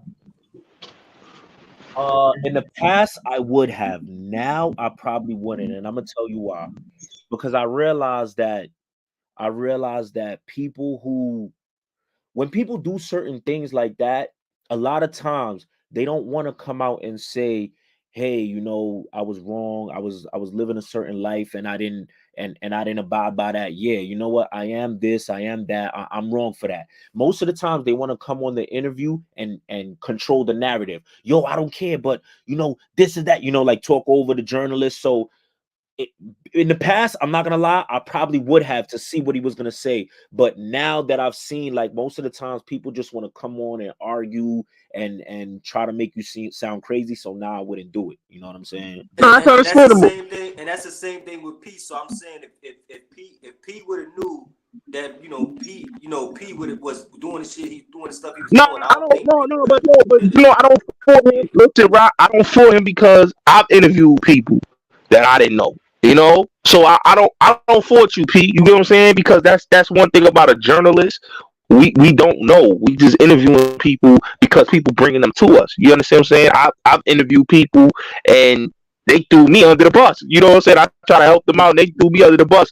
But what I saw with P was, dude, he tried to get me locked up, and threatened to get me arrested. Said I'm gonna have the U.S. Marshals bring you back here to North Carolina. So I apologize because I didn't really want them issues that he was trying to bring. So, fast forward, me and him, we squashed our shit and we became cool. But I just know that the shit that he was doing was kind of funny stuff because he said out his mouth to me, Pete, that he didn't fuck with his son because his son was Grape Street and he was a blood. He said, I don't fuck with my son because I'm a blood, he a Crip. I wanted my son to be a blood like me, but he's a Crip. So he threw his son out his house and sent them back to New York. So his son was out here struggling, was homeless, was sleeping on couch to couch, pillar to post. And it's like when I see, him coming on your platform and going on all these other platforms and they telling his story, it's like, wow, like, dude, you used your son as a marketing piece to blow you up. You feel what I'm saying, P? Now I understand what you're saying. Here's the thing, that side of him, I don't, I'm gonna be all the way real with you. I'm ignorant to that side of him. I don't know it. You know what I'm saying? I'm gonna be completely honest. But I did when I seen the comments, people saying, "Yo, ask about the sexual thing." I did ask him about that. I don't know if y'all did y'all hear that part? Yeah, I heard it. I heard it. I heard it. I heard it. No, I heard it. I heard it. I watched it. I watched the interview, so I heard that part.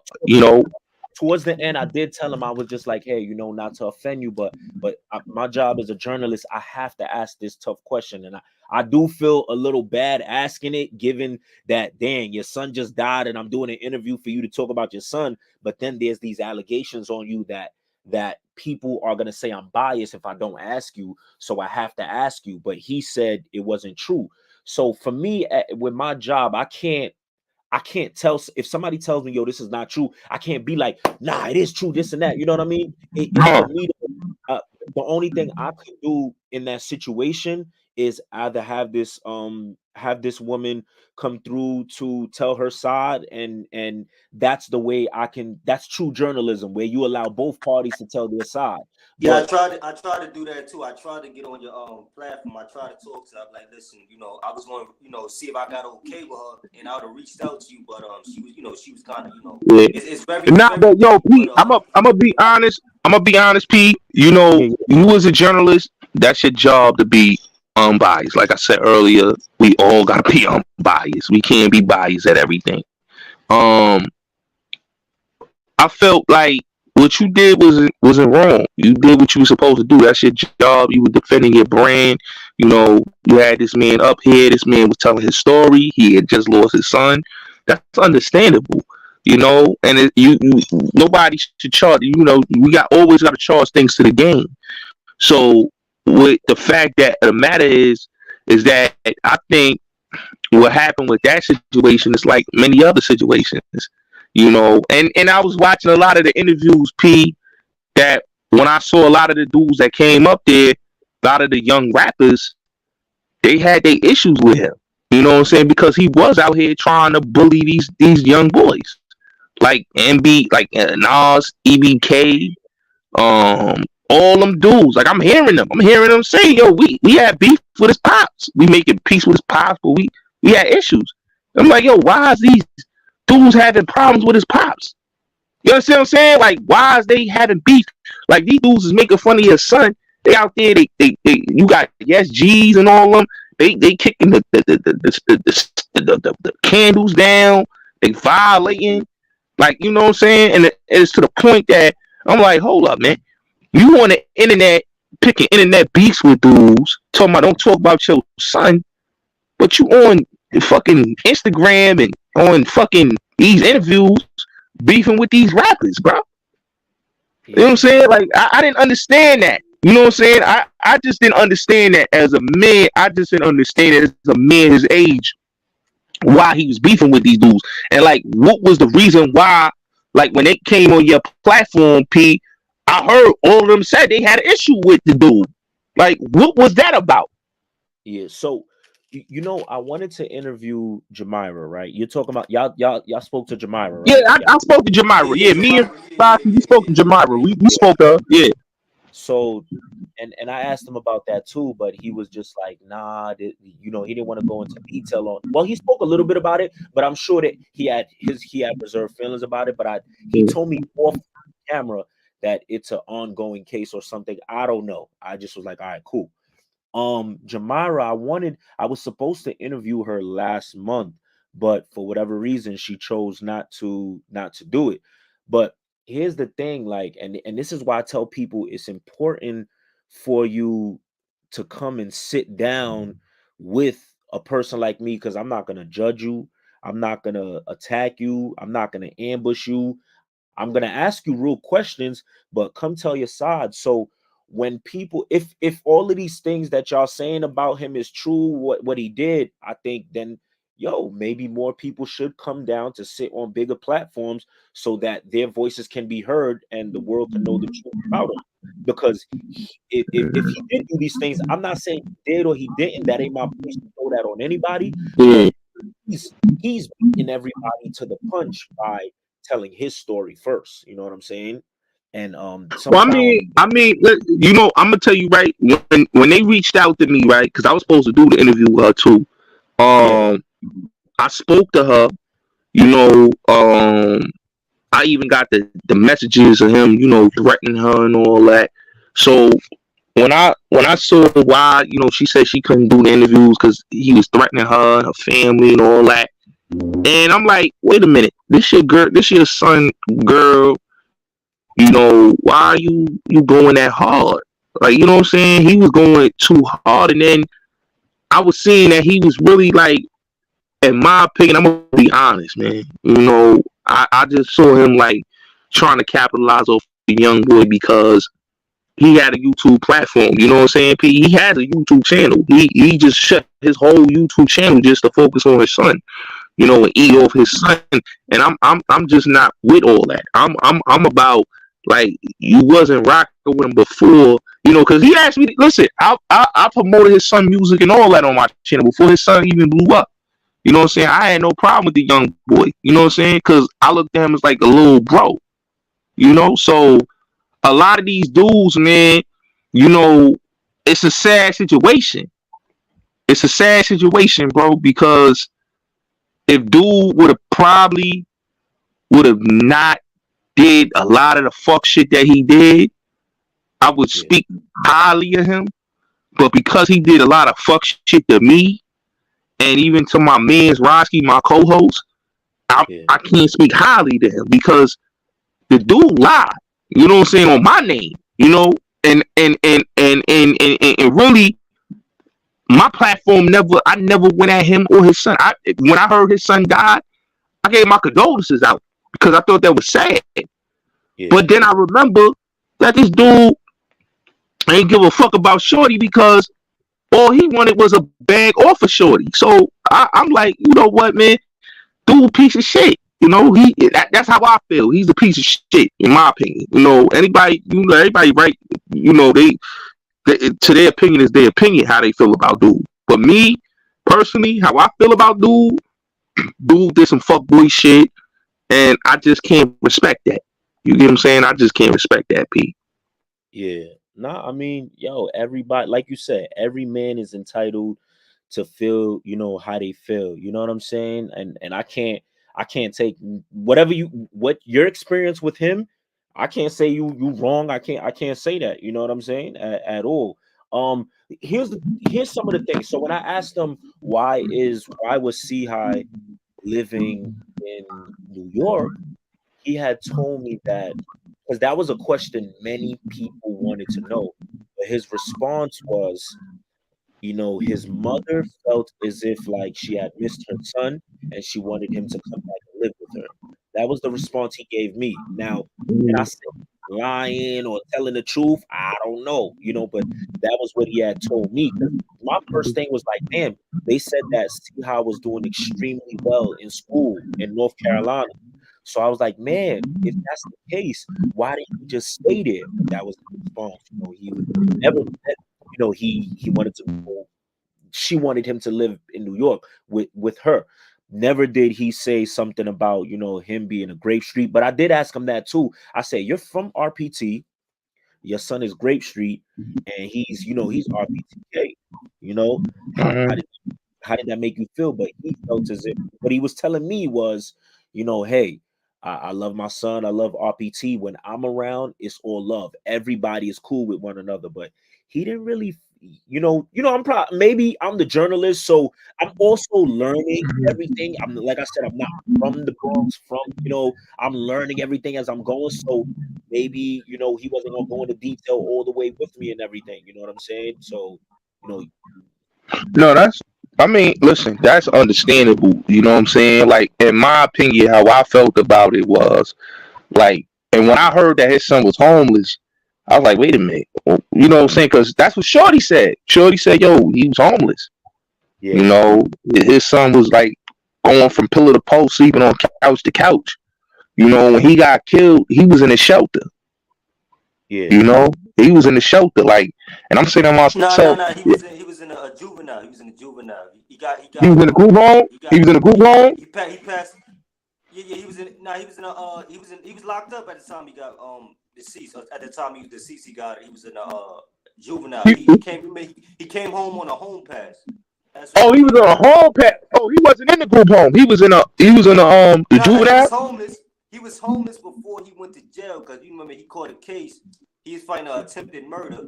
He Yeah, was fighting attempted murder. attempted murder, and then Yeah. he was in a juvenile facility, and they was giving out passes, and that weekend he came he came home on a home pass. He had passed away. Very very very sad, man. It's very sad. See what I'm saying? And that's what I'm saying. Like, that's what I'm saying. Like, P, like that right there, like that was crazy to me, you know? And for a dude that had a big house, you know, his son played basketball and all that. You know what I'm saying? So I just didn't understand that. You know what I'm saying? I just didn't understand that. Like, I'm gonna keep it real, you know, I'm a product of my environment. My pops was in and out of the penal system. You know what I'm saying? Yeah. So I had to really raise myself, you know. This nigga had a father that wasn't in the penal system. You know what I'm saying? And and and the thing is, like, his pops was in his life. You know what I'm saying? So how can you had your son living with you? Your son was living with you. A lot of men want their sons to live with them. So your son living with you, you got him playing ball. And I was on platforms with him where his son was talking about, yo, this land is all yours. So Yeah. I'm like, how the fuck you gonna have your son out here in New York getting all types of crazy shit? You know? And then with Eric Adams, like when he was on Anton Daniels platform with Charleston White, he said, yo, you know, Eric Adams told me my son had a murder. Like, not only an attempt, his son had a real actual murder. His son was being investigated for a murder too. Yeah. So, I mean, like, your son is getting all this shit, and then you coming out here acting like he was, you know, the angel not saying nothing, because I don't have an issue with it with his son. You know what I'm saying? His son ain't did nothing to me. You know, he tried to like put his son out on me on some gangster shit, you know what I'm saying? And I just looked at Shorty as a shorty. He is shorty to me, you know? But I just felt like at the end of the day, that's fucked up. That he died like that, senselessly in the streets. You know? And he had a Yeah, lot of yeah, yeah. potential. That's a very sad situation. But Pete, right? I want to speak on this, right? How was it? How was it? How was it like? What do you feel? Interviewing people in person, because there's a lot of interviewers.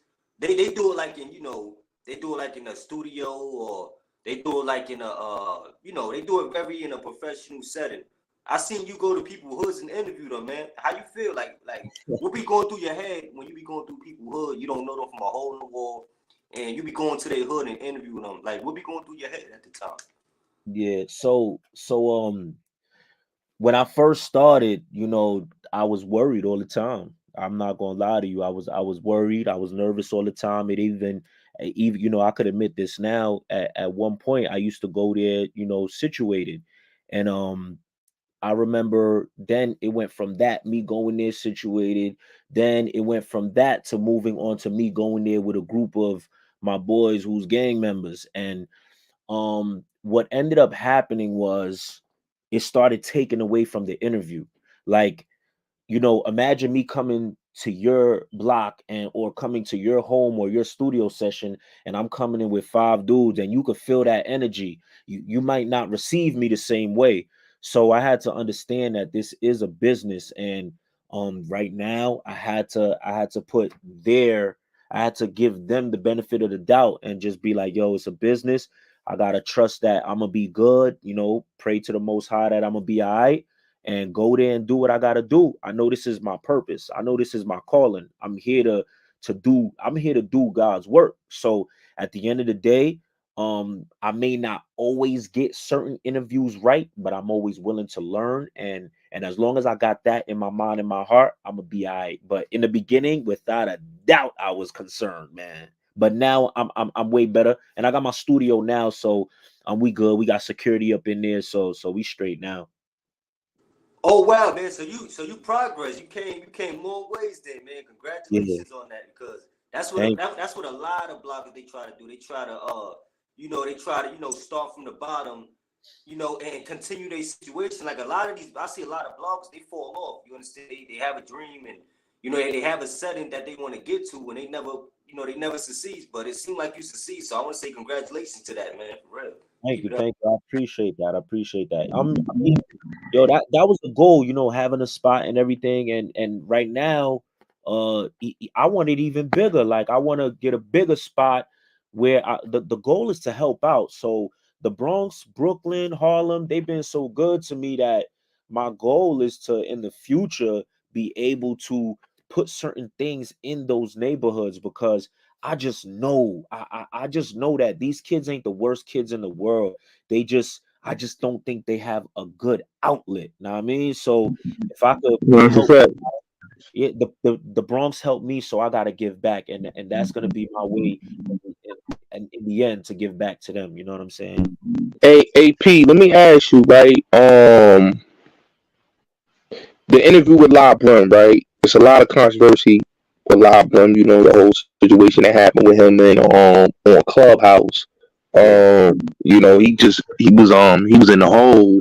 They was about to move him out of the facility because of him coming on Clubhouse, and basically had the thing with the Whack 100 situation. So, with you doing your interview with Brim, how did you was able to get that and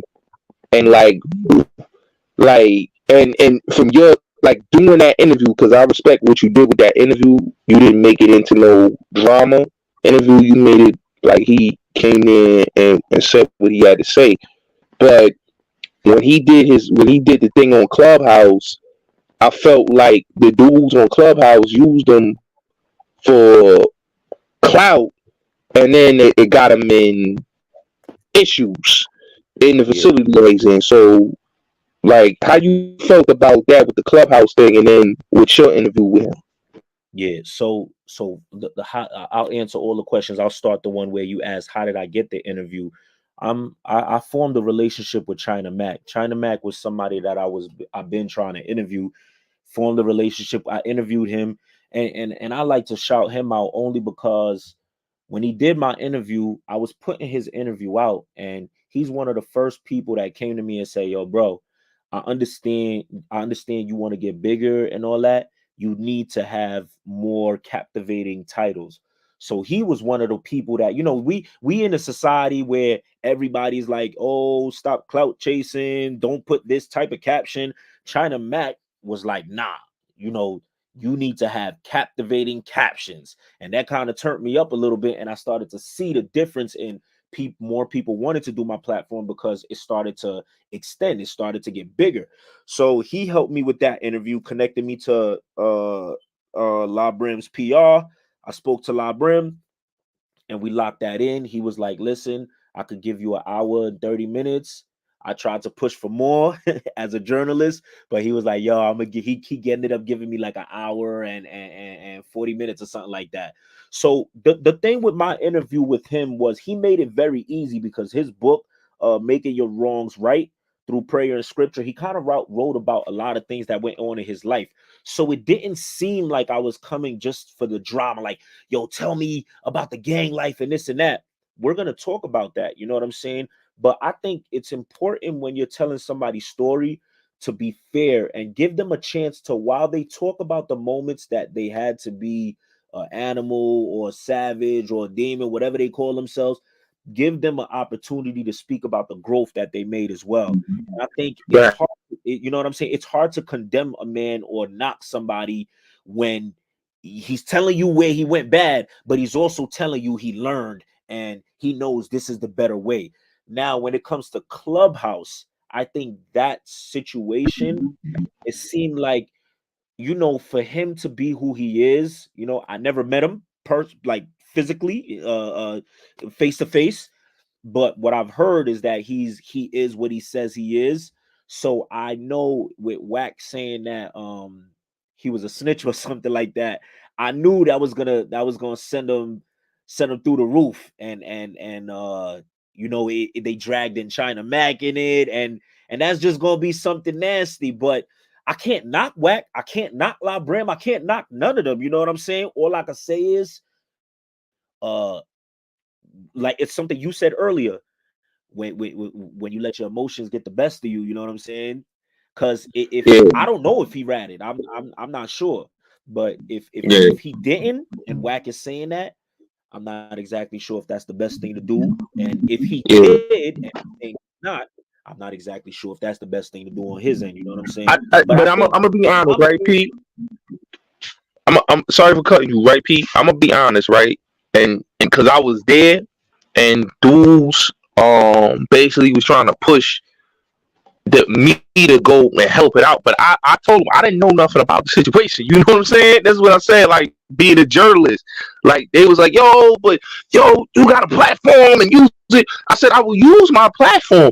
But the thing is that when it comes to this, we have to be very, very, very mindful of what we put, the energy we put out there, and we gotta be mindful of what we say, because when Labrum came in the room, right, a dude blurted out to China Mac, "Go pop that nigga." You get what I'm saying, P? So mm, when somebody tells somebody that, and they're on a federal phone, you know what I mean, and they're incarcerated, the people are going to listen to that, and somebody's going to be alert, because we're on the internet. This is what people got to understand. We're on the internet. We're not like on our phones. We're actually on the internet where everybody listens to Clubhouse and YouTube. So if somebody takes that tidbit and they be like, "Oh, I'm going to alert this place." It could be a judge in there. It could be a lawyer in there. It could be an officer. You know what I'm saying? It could be anybody. All they have to do is make a phone call to what facility he's in. You get what I'm saying, B? So yeah, I thought, in my opinion, I thought that if it was going to be that, I would want somebody that, okay, if you close to him, you speak for him.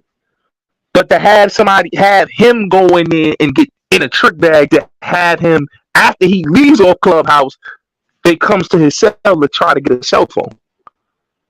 You know, that right there, Pete, was like, okay, we tricking him out his freedom now. We really, like, you know. And I told him, I said, listen, this man is fighting an appeal. Like, I said he was just on PPhilms where he spoke about him having being a Christian and appealing and all that on his platform and talking about peace. So for these dudes to do that, I thought that was a bad look. I really thought that was a bad look. I really thought that if you're going to interview him on something else. But if you want to have him come on the platform for some negative Nancy bullshit because you have an issue with Whack 100 and put somebody in that, then that's just some bullshit, you know. And that's why I say, like, you know, people gotta understand professionalism and not put their personal agendas. That's why I respect your platform, bro. thank you, thank you. Yeah, I definitely think that. Also, you got to understand, like, there's people right now that want to do interviews with me, but they got open cases, and I just be like, yo, wait till you get sentenced, or wait till you beat Fact. it, whatever the case may be, because I never want my interview in nobody's discovery. I literally recently did an interview with someone, and I've seen, like, they sent me their discovery, and there's forms in their discovery, which is crazy to me. I never want to be part of that. Hey, let me tell you something. I was just involved. I'm in the discovery in the tax stone case. They use I was in an argument with Banger's brother Trey Gangster. I was telling him, yo, you talking too much, because they were trying to get Troy Ave to come in the clubhouse room, and I was telling them, no, he's not coming in it, because I was I'm in contact with Troy Ave. So I told them, no, we not doing that. And you know what I'm saying? Y'all using this as content, and don't do that. I was asked to come in there and speak. So when, you know, Banger's brother came in the room, he went started cursing me out and then start saying certain things. And what happened? It backfired. They eventually used it in the trial. They played the audio in the case, and this is how Taxstone got a manslaughter, because what he basically said was it helped out Taxstone a little bit, because he basically said that we went there looking for him. You know what I'm saying, P? So this is why I always tell, if you're gonna be a journalist, and I tell bloggers this, please don't have a person that's either the victim of the case or the victim's family or somebody that's involved in the case or anything. Please don't have them say too much, because all that's going to do is help out the prosecution's case, or it's going to help out the defense case, whoever's against, because all you just going to say is too much that it's going to help them out. So that's why I tell people, man, be careful being in, like you said, be careful being in these discoveries, be careful of being in these conversations, because people record and you don't even know that the people is listening while you being recorded. It's crazy, bro. Yeah, I agree. But it's funny because the minute you get on those phone calls, they literally let you know everything's being recorded, but somehow people forget that. How, I don't know. You know what I'm saying? Like even sadly, when you hear, I don't know Tax, I don't know Troy, but to hear that with Tax's situation, they seen he was texting someone that, admitting to certain things. I was like, damn, bro. Like, Yeah, that was crazy. Like, and that's what I'm saying. Like, people have to be careful, and they really didn't know he had a burner phone. So when they got his burner phone, they found out how he was doing all these interviews and posting, and they got it from him having a burner phone in the jail. See, I tell people, like, if you're gonna do these things in jail, and you gotta be careful. Like, I think you probably seen the video with Tate 627. You seen his video he did in Rikers Island. Like, you got yeah, Charlie C. He did a video in Rikers Island. Like, you got all these things that's going on, and the people is looking at this, and then they violating them while they in there. So it's like, yeah, come on, man. You gotta be a little smarter with our things, man. yeah. That's a fact. It's a fact. I guess I don't know, man. I think a lot of people just really living off that 50 Cent give rich or die trying, I guess. And they just going. They just trying to go. I Yeah, don't know. they just going. They definitely they just going. And I think a lot of times, people, they really want to be, they want to have that get rich or die trying, And I tell people, like, this: 50 Cent is one of the most influential rappers, especially in New York, because every New York rapper wants to be 50 Cent, And I had this conversation with a lot of people. They be like, "But Jay-Z, man." I'm like, no. Every rapper that I've seen that came out for years, all basically centered themselves after 50 Cent. The drill rappers, everybody. You know what I'm saying? So they all want that get rich or die trying storyline. They they want to be in the beefs. This is why you got a lot of rappers beefing with each other. It's like it's it's the 50 Cent, and it's not bad. It's not bad marketing, but in today's times, people aren't selling records like that no more. It's all about Yeah, streaming. So it's like you can't really do what 50 Cent did, because he was selling records. People was actually going to buy CDs. People was actually going to the store to go and cop those. So when the first week sales came out back then, people was getting those CDs. But now in 2023, where we're having streaming, you gotta have something that's gonna be eye catching now. Everything's about eye catching visuals. Everything's about, shock value shit. It's not even about beefing. Yeah, you can have the beef, but it's like, come on, bro. It's like with Gunna right now. Gunna just did that bread and butter record. Like, everybody was like, "Yo, Gunna's not coming back," and his video was trending. yeah, It's just I'm gonna be honest. We in like a microwave generation. It's like it's in with the old, Yeah, out with the new. yeah, but It's listen, like, but God, when you said about 50 Cent, right? Because you even yeah, got you even got Tupac, you got DMX, you got Biggie, and you yeah, got Jay-Z. But 50 Cent, he had everything that Biggie and all those rappers I just named because first of all, he's he's a health person. That's first. He's a great rapper. That's second. He got rich rapping. That's third. And he got bars. So that's fourth. It's like, and he got, he's successful. He's an actor and he's a director. So he circum, he passes. He got so much talent in all those rappers I just named. So that's probably one of the reasons why everybody look up to 50 Cent. You understand? Because you could say Tupac, all right, Tupac, but Tupac ain't accomplished everything 50 Cent had accomplished. You understand? So Tupac was killed. Tupac was killed early, 25, so he didn't really get to accomplish everything, So yeah, I understand, and even though his music still live on, I always give him his credit on that. But but when I watch let's keep it 50 real, Cent, got it. yeah, Let's keep it real, bro. yeah, Tupac could do what 50 Cent did. Definitely when 50 Cent did in that movie, he had to lose what 150 pounds or more. I don't think I oh, don't you think talking about Tupac could I don't think Tupac was that I don't think Tupac could have pulled that off. I keep it real. I don't think Tupac would have pulled that off. no, but no, but let me just say this though, like P, like right now, like in your opinion, right? Do you see another like successful like rapper coming out of New York? Like we see the females, but do you see like a dude that come out of New York that could do what like I was saying earlier, with like with Pop Smoke and 6ix9ine did, like to have the attention of the people and have the masses? Because you gotta understand, like P, we're like in a low, like a short attention span era where you know you could be hot and then you could be done after like 5 6 months. Yeah. So you think you could like, cause I'm not gonna lie, those two, like they had the people's attention span for like good while. Like people was waiting for them to drop. But like these other rappers, like they have a good hot song and then like it's like damn, like when City of Gods came out, it's like it was good, everybody was rocking with it. Then Say My Name, like they didn't have the same energy that they had with City of Gods. Like you understand where I'm coming from, right, Pete? Yeah. But I don't know. I think City of Gods was a what I think. Sorry, I think Say My Name. That I gotta check the stats, but that might have did better than City of Gods only because the Destiny Child sample. But I gotta check it. I can't say I'm right. You feel me? It felt like it did better. You don't think so?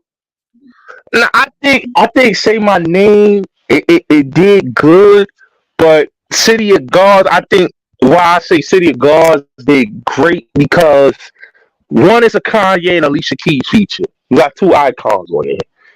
Yeah. Two, I think it gave him like a little bit of mainstream splash because of them two artists, and it was all over everywhere. Like when I heard it, I heard the radio play it thousands of times. Like when it first came out, that New York City, and even like when I watched the Summer Jam performance like last year, like the records that the people were going crazy for was City of Gods and Big Drip.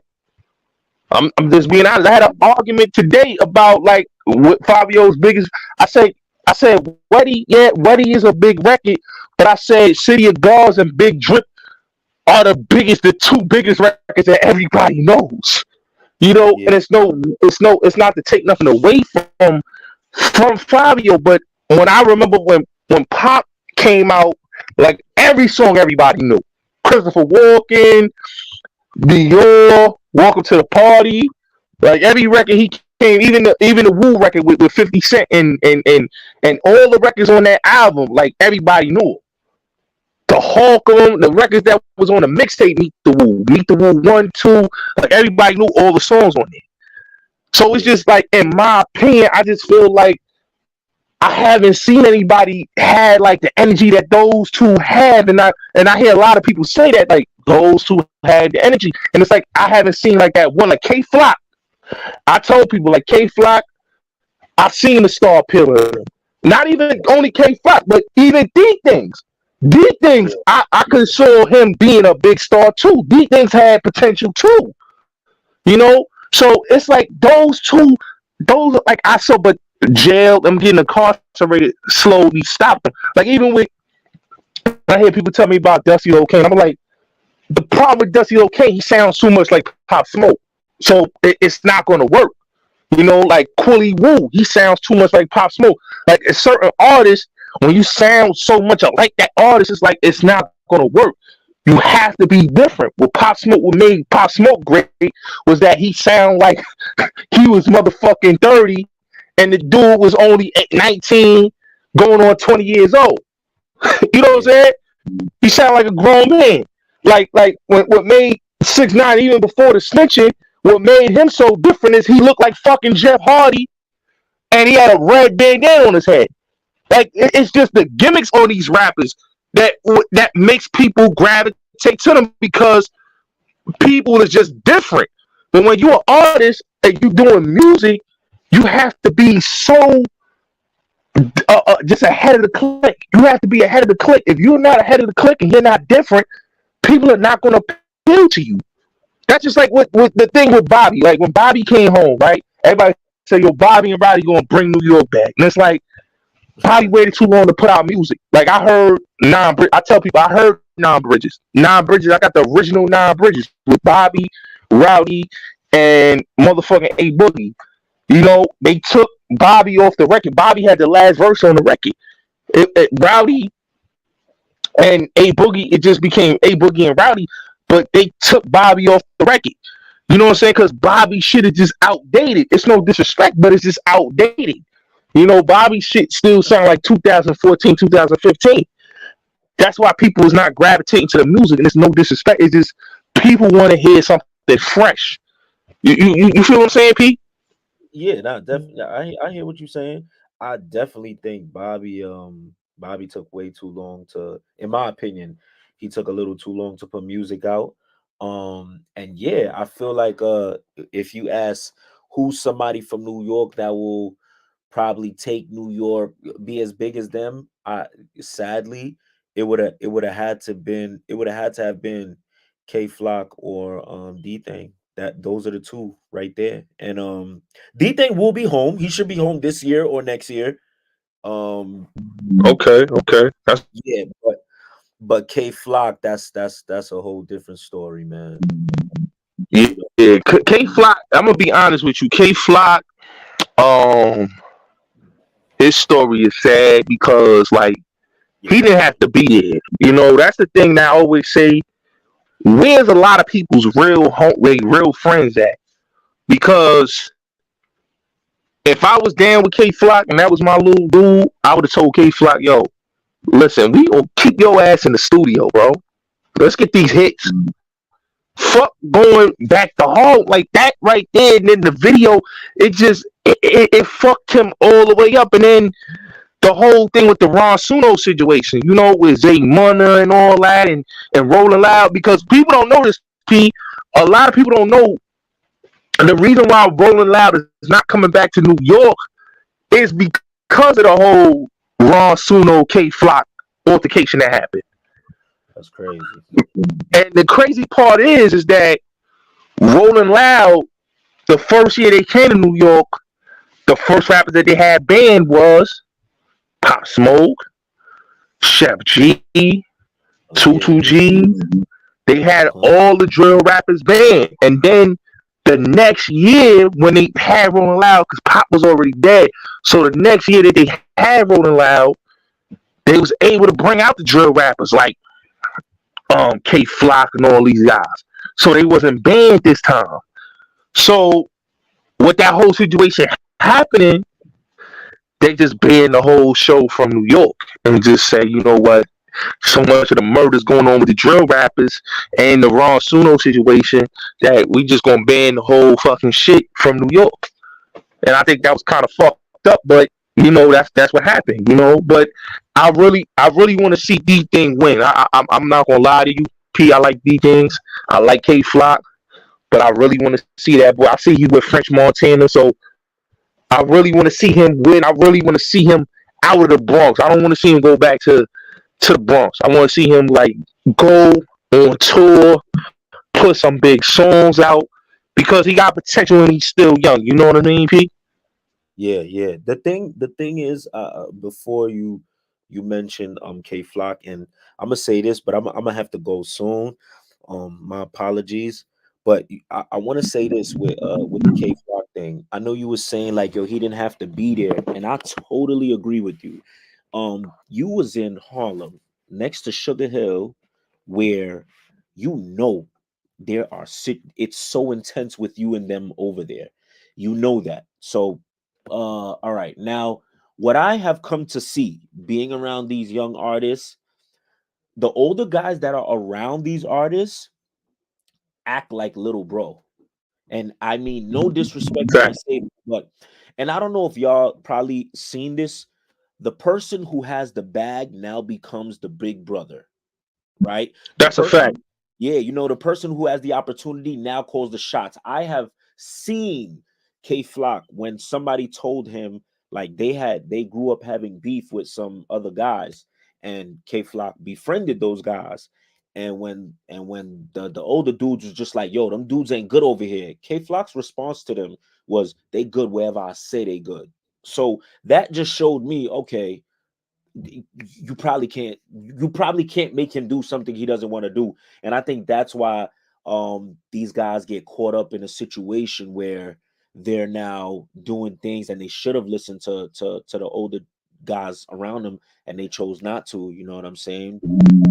Yeah, yeah. No, you absolutely right because I seen dudes like even a dude that I was cool with that used to be cool with that was rocking with Five Guard. You know what I'm saying? He was around J Money and K Flock. And what I seen for him being they older dude that was older than them, he didn't do what he was supposed to do. I feel like when a person that's a big bro or OG, you know what I'm saying? Because really and truly, I always tell dudes like the OGs nowadays is dudes that's 25 to 35 years old. That's an OG to the young boys. You know what I'm saying? Word. If you 25 years old and you 35 years old, you are OG, okay, to Yeah. the young boys. The older dudes that we look up to are not their OGs. The OGs that they see are the guys that are 25 to 35 years old. So I'm an OG, my man Rob, we like OGs. So to the young boys. So when you don't look, you're not moving accordingly like an OG to the young boys, they're not going to respect you. Yeah. It just is what it is. They're not going to respect you. So of course a K Flock gonna do whatever the fuck he gonna do because nobody telling him, yo, sit your ass down and get this money, bro. You know Yeah. what I'm saying? Because it's time that you because it's an investment. It's older dudes investing in K Flock. But they not telling him, yo, sit the fuck down. They tell let him wild out. Yeah. Like I seen the video when they ran down on Ron Suno at Rolling Loud. They sent it to me. I'm like, yo, what the fuck? Like y'all really gonna have that young boy get involved in that bullshit at Rolling Loud? Like he getting his bag. Why would you even have that type of energy and had this young boy doing some dumb shit like that? You know what I'm saying? And all that led up to his incarceration. Yeah. So I felt like that was a lot of bullshit. And then the whole thing with with him and his cousin, like I thought that was corny too because when his moms did the interview, I thought that was kind of like some bozo shit because at the end of the day, even though that's not your blood, that's his father's blood. So I'm not gonna beef with my cousin. That's like me beefing with my cousin, Pete. And Yeah. I say, yo, fuck that nigga. That's my cousin. He the ops. I can't do that. That's my blood. That's my pop's blood. That's my blood. You know what I'm saying, bro? So Yeah. when I saw that with K Flock and D things, they could have stopped that, bro. They could have stopped. They family at the end of the day, yo. That's the shit that fucked me up because the money that they all could have made, they all could have got their families out the hood, man. Yeah, you can I will tell you something that's probably going to be really hard to hear, but the record labels actually wanted them to promote the family beef because they felt like it drove in more sales. Like that was literally a record label call, literally. Facts, facts, facts, facts. I thank you for saying that, Pete. Thank you. That's what a lot of people don't understand. That the record labels will make you beef with your own family. They'll make you beef with your own friends. Like the record labels could do some shiesty ass shit like that, and it's like it's kind of sad though because now looking at K Flock, he's not going to be able to enjoy his success and the fruits of his labor. Like he had a big record. That Shake It record was a big record, and he had he couldn't even celebrate the success of that record because he was in prison. Yeah, facts, right? They couldn't even do the video. That's what I'm saying. Like he couldn't do the video, he couldn't do nothing. Like you can't even enjoy the success of your biggest record, biggest record that is so popular that you right now is in prison. Like don't get me wrong. I like B Love. I like Dougie B. But K Flock, that was his moment. You get what I'm saying, bro? Like they cannot take part of his moment. That's his moment, you know, and that's sad. But I just hope when D things come home, man, he stay away from all that bullshit and just get to that money, bro. Because I want to see him get to that bag and be able to get. Because you know, I heard him on the Coke Boys 4 album. It was good. I heard the records that he did, the King Combs record with Kenzo B. You know, he got a good little records. So I just want to see him win and see him, you know, basically get himself out of that and get out of the Bronx, man. Because the Bronx is really, I tell anybody this, man, being in the 5 boroughs can really lead to people's downfall, man, as an artist, man. That's what C Blue did. C Blue got the Bronx. Yeah. You know what I'm saying? So when you got the hip hop police don't give a fuck. You know, I done seen these dudes, you know, hassle a lot of rappers. You know, so if you a popping rap out your section, you know, and the hip hop police gonna know they gonna be at your shows, they gonna be at these clubs. You know, the best thing is to do is to get out of New York. You know what I'm saying? Do what A Boogie did. What I respect about A Boogie, I tell anybody this. A Boogie, when he got that money, he got all his niggas out of High Bridge. He got a crib out in Jersey. You know what I'm saying? Like, I respect that. Like, get your niggas out of fucking the Bronx and get a crib out in Jersey or out in Florida. Get out of the fucking 5 boroughs, man, because right there, you gonna either lead to your death or your incarceration. I agree. I mean, and then the crazy part about it is when I look at the history, right? We see We Mob and DVDs. I'm not sure if y'all familiar with that. Oh yeah. I remember We Mobbing, Glory D. I remember them DVDs. Yeah, I remember that. Yeah. So when you look at them DVDs, them dudes, a lot of them are coming home now. So the history is there, and it's just repeating itself. That's all that's happening. Yep, it is, and the crazy part is it's sad because you know all those dudes they was trying, and I'm gonna keep it real with you, P. A lot of those guys did not even make it as rappers. Like the only one that was able to make it in the industry was Charlie Rock. You know what I'm saying? And French put him on, and then him and French broke up.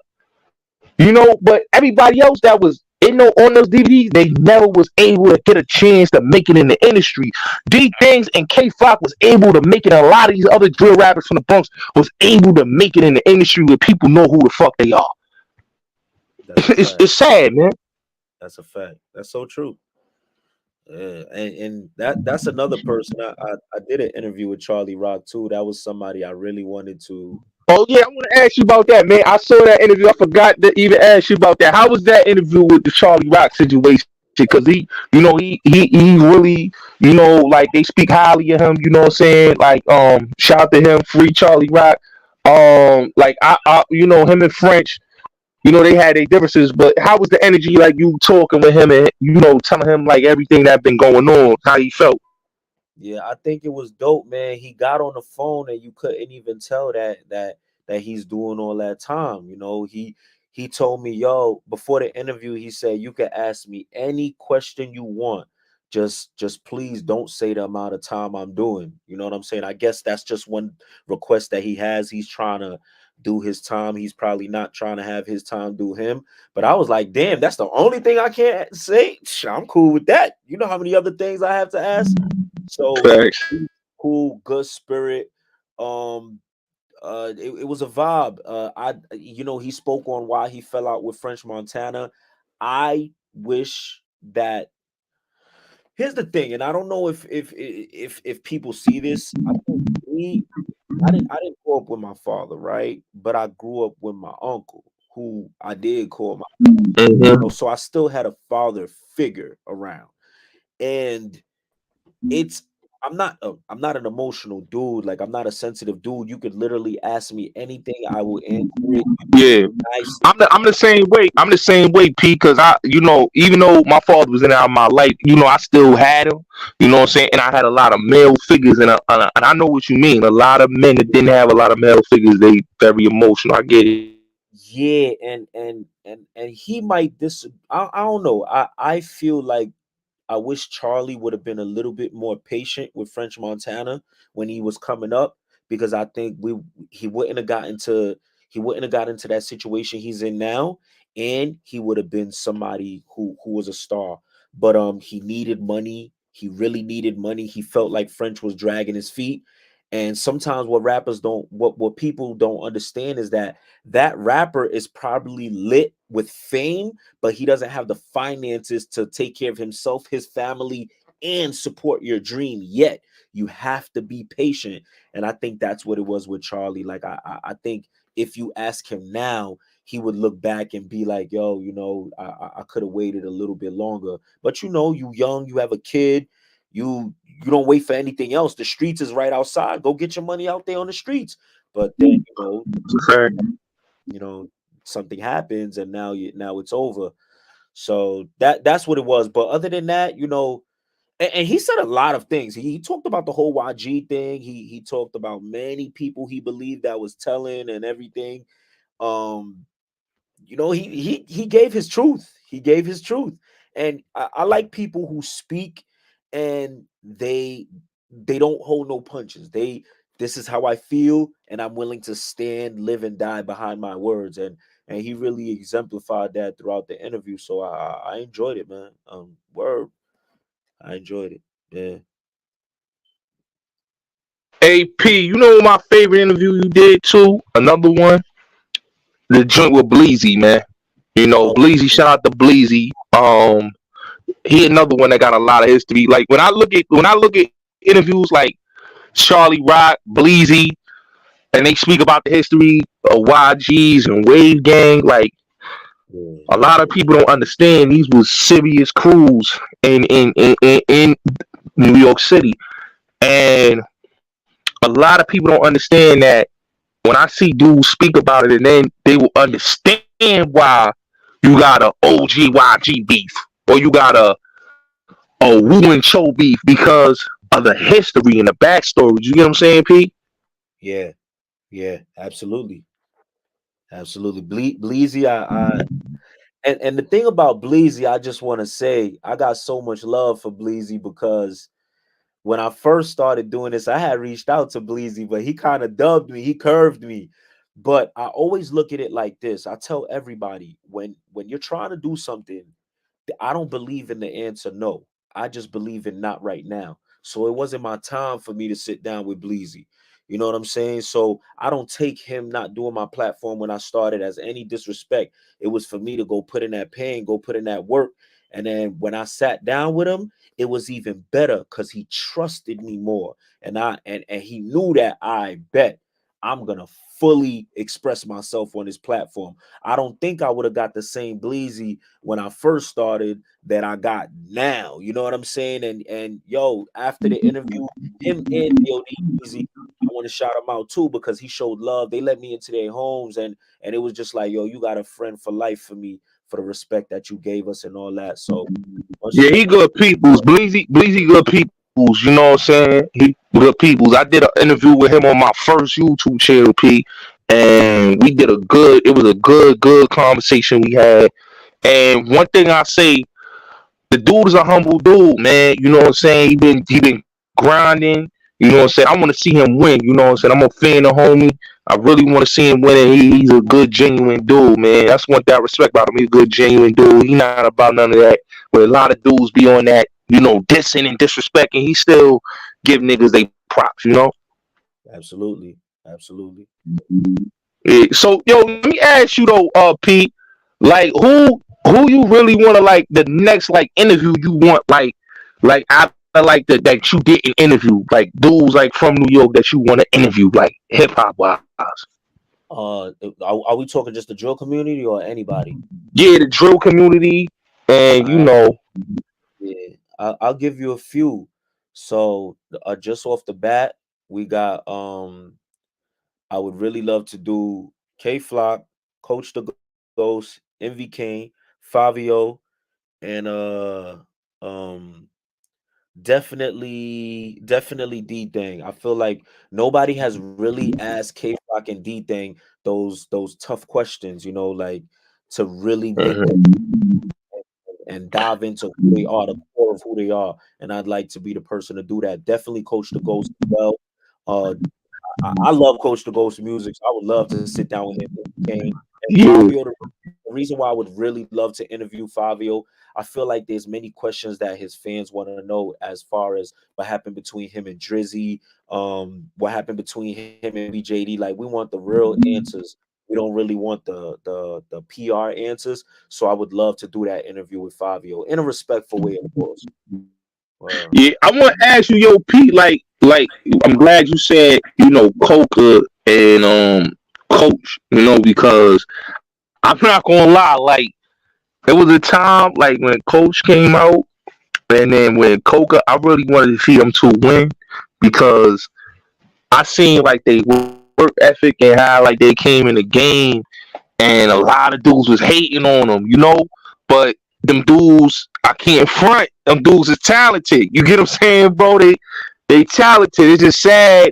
Like it's unfortunate what happened to Coach. You know what I'm saying with Coca. Because them dudes was real talented, but incarceration really, fucked up their careers. The same thing like I was talking about with K Flock and B things, man. Once you get incarcerated as an artist, man, it fucks up your career, man. And your really your versatility, your consistency, because everybody that went to jail, man, they don't come back. Like they always say, you get that prison goal, but when as an artist, you don't get that same flow. You know what I'm saying? Because the bars is not gonna be the same. You're gonna be a little bit. You're gonna be behind. You're gonna miss out on a lot of shit. You're gonna miss out on a lot of trends as an artist. So Yeah. that's one thing I tell artists, man. You a musician, man. Don't get yourself incarcerated, man, because you gonna fuck up your momentum, man. Now, that plays a part in it with the artist, but it also plays a part the mentor, because we missing Suge Knights. That's what we missing in this time. We missing Suge Knights. When Suge Knight grabbed Tupac out of prison, kept him motivated. He kept him busy. You understand? So he let him know, like, listen, this rap thing ain't over. This you can still make it. So that's what we miss. That's what we also missing. We missing a lot of mentors, and we missing a lot of we missing a lot of managers. I'm not gonna say shit with a manager, but he really had like he really pushed his artists, and that's what we missing. We got like mentors today. They only worried about the money. They not worried about the artists now, and that's the problem. You understand? Like if Yeah. 50 Cent was more focused on Pop Smoke instead of being, I'm not gonna say Hollywood, but the money. That's all 50 Cent. To be honest, that's what all 50 Cent worried about. He's worried about that bag, the money. He not as Suge Knight. Suge Knight worried about not just the money, but he worried about the artists. He want his people to win. And that's what we missing. That's what a lot of artists they missing. They missing Suge Knights. We need more Suge Knights in the game. And a lot of these rappers would succeed. Bobby Shmurda would have succeeded. If Bobby Shmurda had a Suge Knight in his corner, he would have succeeded. That's a fact. Yeah. Now you're right. I could see your point. Everybody has to play their role. The rapper has to just be the rap. Like I'll never forget. Yeah, the rapper has to just be the rapper, and I'll never forget when Dame Dash said about Jay-Z. He said all Jay-Z had to do was rap. Like I did this, Biggs did that. We just made Jay-Z rap, and a lot of times, these rappers are not only rapping, they're in the streets trying to get money. They're trying to be a jack of all trades, wear mad hats, but it's like, bro, we just need you to stay in the studio. But then I could understand them when they say, yo, I need money to be in the studio. I need money for this and that. But back to your point, you're right. Handled a lot of that, got it. You know what it is, P? If they had the right mentors or the right people to invest in them in the studio, P. Like if they had somebody that really like invested them, say, you know what, shorty, I'm gonna invest in you, I'm gonna invest in studio time. I'm telling you, they wouldn't even have to be going in the streets for no studio time because you could set up a 5 hour session and you just blow down checks because you gotta look, yo, Pete, these artists today are not even doing long songs. The songs is like 1 minute, 2 minutes, it's not even 3 minutes. Some of it maybe 2:59 minutes. All the songs is short songs, so you could do those, right? You could do like 5 hours. You in the studio doing short songs. You could do a whole EP. You know, so it's like I just feel like they just need the right people around them to help them be great. If you around greatness, you become greatness. Like Fabio, like even with the whole thing with Fabio and Mace, right? People like to say, "Oh, Mace did him dirty," but if people look, Mace invested in Fabio. Like he gave him $5,000, and then look how much Fabio got back, $750,000. That's the best thing. He didn't rob him. He didn't give him a bullshit like you get a 360 deal. You're not even getting $750,000. You getting maybe $50,000. That's a fact. I'm just saying it. So when somebody take a time like somebody like a Mace invest in you, get your wardrobe, take you shopping, buy your wardrobe, make sure you got a place to stay, all that. And he not really robbing you. He giving you back. You gonna get your masters. You gonna get your pub. You gonna get everything, and you getting $750,000, almost close to $1 million in your pocket. Yeah. Come on, man. Come on, man. That's what I be saying, P. Like some people be ungrateful, bro. When dudes really be out there trying to help them. It got dudes out here that just be like steak oil salesmen and not even helping them. Yeah, gotta appreciate the ones that actually do. Or Yeah, I want to ask you something, Pete. Right now, let's get to the blog. It's like what blogger? I don't know if you're familiar with the dirty section of YouTube or whatever. You know Queen's Flip, right? Queen's Flip. He started interviewing these gangbangers, these Bloods like CK, Shockwell. Killer Kev.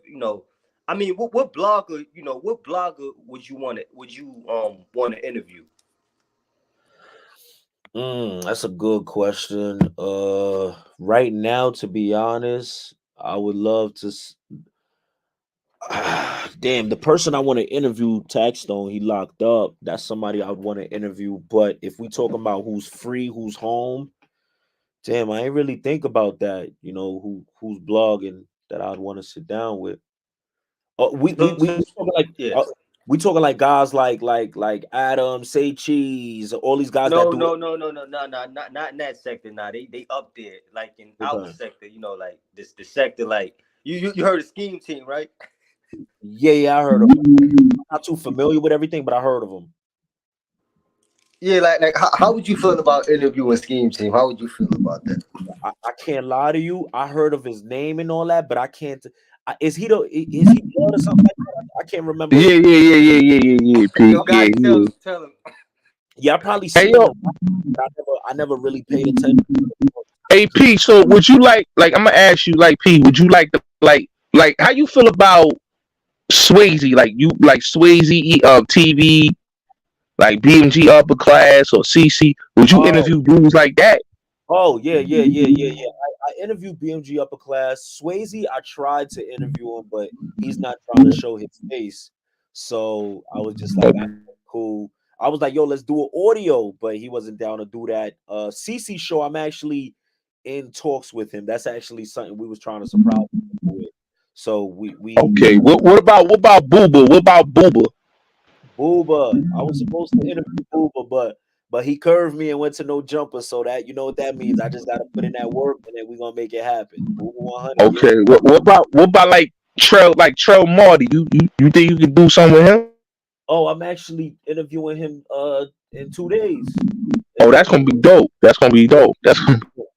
Yeah, I'm interviewing him in 2 days. You know, everybody's asking me to ask him about the whole Sleepy Hollow thing. So he knows, and I'm gonna ask him about that. People's trying to say he thinks Sleepy Hollow, and that's why Sleepy Hollow got caught up and wrapped up in this indictment, which is not true. But everybody's Yeah. ask him that. So yeah, Marty, I'm interviewing him. I am interviewing Murder B tomorrow. Uh, Yeah, I want to ask you about Murder B. How you feel about Murder B? Do she got like a Cardi B appeal? I think Murder B. I can't say she has a Cardi B appeal. Murder B is really just Murder B. I'm gonna say this. Yeah. She when she came out, she was very impactful. You got to think within 6 months, she got herself a $1.3 million deal with Sony. I remember when I met her in the studio. I listen. Her manager called me and he said, "Listen, we about to start promoting this girl." I spoke to her on the phone. They wanted me to be her first interview. I said, I can't interview her. She has no music out. And they were like, I bet. I was like, give me at least one song. And then, we could at least talk about it. But other than that, what can I talk about? So by her third song, she was presented a deal for $1.3 million. And I think she's very impactful. Very, very, very impactful. Obviously, she was saying some crazy things in her music that was just shock value. However, I think Mm. the controversy surrounding her outside of her music, like she got into a fight in Miami, she recently got into a fight out here, and the people are kind of saying like she's losing these fights or whatever. So I think that is what's kind of Hey, but Pete, what's the issue with her and Kenzo being in that whole what's the issue? Like, cause I seen them had like issues. Like, what's really like the problem? yeah, it's crazy. I'm really gonna ask her that tomorrow. But to my knowledge, it's just basically Murder B was in an interview and she basically said, I made a lot these girls start. I'm the reason why these girls is rapping. I don't think Murder B meant it like she made Kenzo B start rapping or Shawnee Bonnie start rapping. These are girls who was rapping way before her. But I do believe after Murder B, in came a plethora of female rappers that was just dissing like crazy. I think she feels like she influenced the women after her. So Kenzo B took offense to it. Like, yo, I was rapping before you, so she had her things to say. They had a little back and forth. It got to music, then it got to the streets. That's what it is. So, so basically, really, what happened is that it was she said something and they took it out of context, and Yeah, it ended up getting into an altercation between them two. exactly. And then of course, Kenzo B is from RPT. She's running with the YGs and the Hounds, and Murder B, she's over there on Sev's side. She running with the DOAs and she blood over And the trendies, right? I think she trendy, right? P. there. Well, she Mac Baller now. Oh, she Mac Baller. Okay. I know before when I saw her first video, she was like in Soundview with the trendies. I was like, oh, Now she was, but that's another question. I told her, I have to ask you this question because she was trendy, but she's now sleeve. So she's gonna express why with that. oh, okay. Yeah, but that's how it goes, yo. But bullets, man. I'm gonna have to. I'm gonna have mad work to do to get prepared for Oh this. yeah. Word. I want to fuck your work up, bro. I Yeah, appreciate you, Pete, for pulling up, bro. This was dope. I really enjoyed, dialoguing with you, bro. And you a real genuine dude, bro. A lot of dudes they'll be Hollywood, they'll be like, no, man, I ain't doing it. But you came, you was like, yo, I'm ready. Like, let's do it, because you reached out to me, like a couple months back, and I told you, yo, whenever I'm ready to work, we gonna work, and for sure. you stuck to your word, bro, and we got it done, bro. So I appreciate you, bro. And whenever you ready to, we could collaborate again, bro. I'm down, bro. Let's do it. Let's do it. I want to thank you and Ross, for allowing me to come on your platform. It's a blessing when brothers could get together and work together and all that. And I'm glad y'all asked me all the questions y'all asked me. Even the thing about CI's pops, although we might have experiences, it's nothing for us to come together as black men and discuss that with one another. So I truly appreciate you and respect the both of y'all. You know, Facts. I'm all about yo P. I'm gonna say this, and I know you about to leave. I just want to say this as black men, bro. I love to see other black entrepreneurs, like even myself, to come together in this podcast game and this YouTube blogging, vlogging game, whatever they want to call it, to come together and work together because I see older black men that come on this YouTube thing, you know what I'm saying? And we all, we're younger and they can't come together.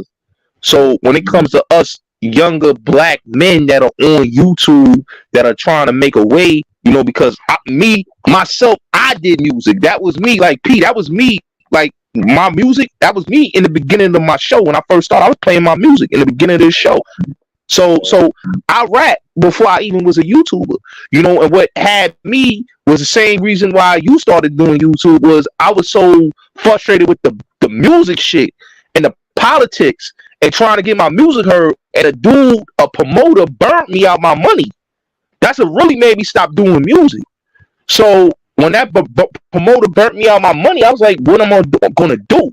Is I'm gonna go back into the environment and indulge in the streets, or I'm gonna go and try to fucking do something different. And then I came and I saw YouTube, and I was like, oh, I could do this, and I started doing it. So it's like you never know what your talents and your gifts are. So when I heard your story, I was like, wow, we got the same story because I did music and he did music. So it's like it's kind of wild that dudes that are ex musicians, ex rappers can come and do something like this and show that we can do journalism too. That's powerful. So I thank you for pulling up, bro. I thank you for coming through, and it's all about each one teach one, and definitely shout your brand out. I see Coco up here, and I want y'all to just shout the whole thing out, man, and do what it do, man, and drop your gems, bro. absolutely, absolutely, Rashi. I don't know if you was here when I said what I said before, but I was telling Gotti, I appreciate the both of y'all for giving me the time, you know what I'm saying, and asking me all these questions. I'm a dude, I love talking. No, thank you, man. Thank you, man. Cause I ain't see King Melo in a long time. I ain't see a King Melo interview in a long time. And you brought it out, man. I was like, yes. Yeah, Somebody, now yeah. I like that's it. actually one of my favorite interviews, actually, because a big part of why that's my favorite interview. Nino Brown wasn't supposed to be there, and that was literally me just being so curious and them just opening up to me, and I just gained a real relationship with Nino Brown. And anytime somebody brings up King Melo or Nino Brown, I always make it my duty to speak highly of them, because you whenever somebody gives me an opportunity to tell their story, I'm so thankful and happy because this is what I love to do. And imagine being able, I'm learning from everybody. But yeah, that was a dope interview for real, for real. Yes, classic. Yeah, yes. But yeah, shout out to y'all. You know what I'm saying? I appreciate y'all. My platform is PPhilms Productions. We interviewing politicians. I soon have some lawyers come up to tell their side of certain things. Lawyers, politicians, artists, musicians, athletes, and honestly, social figures, man.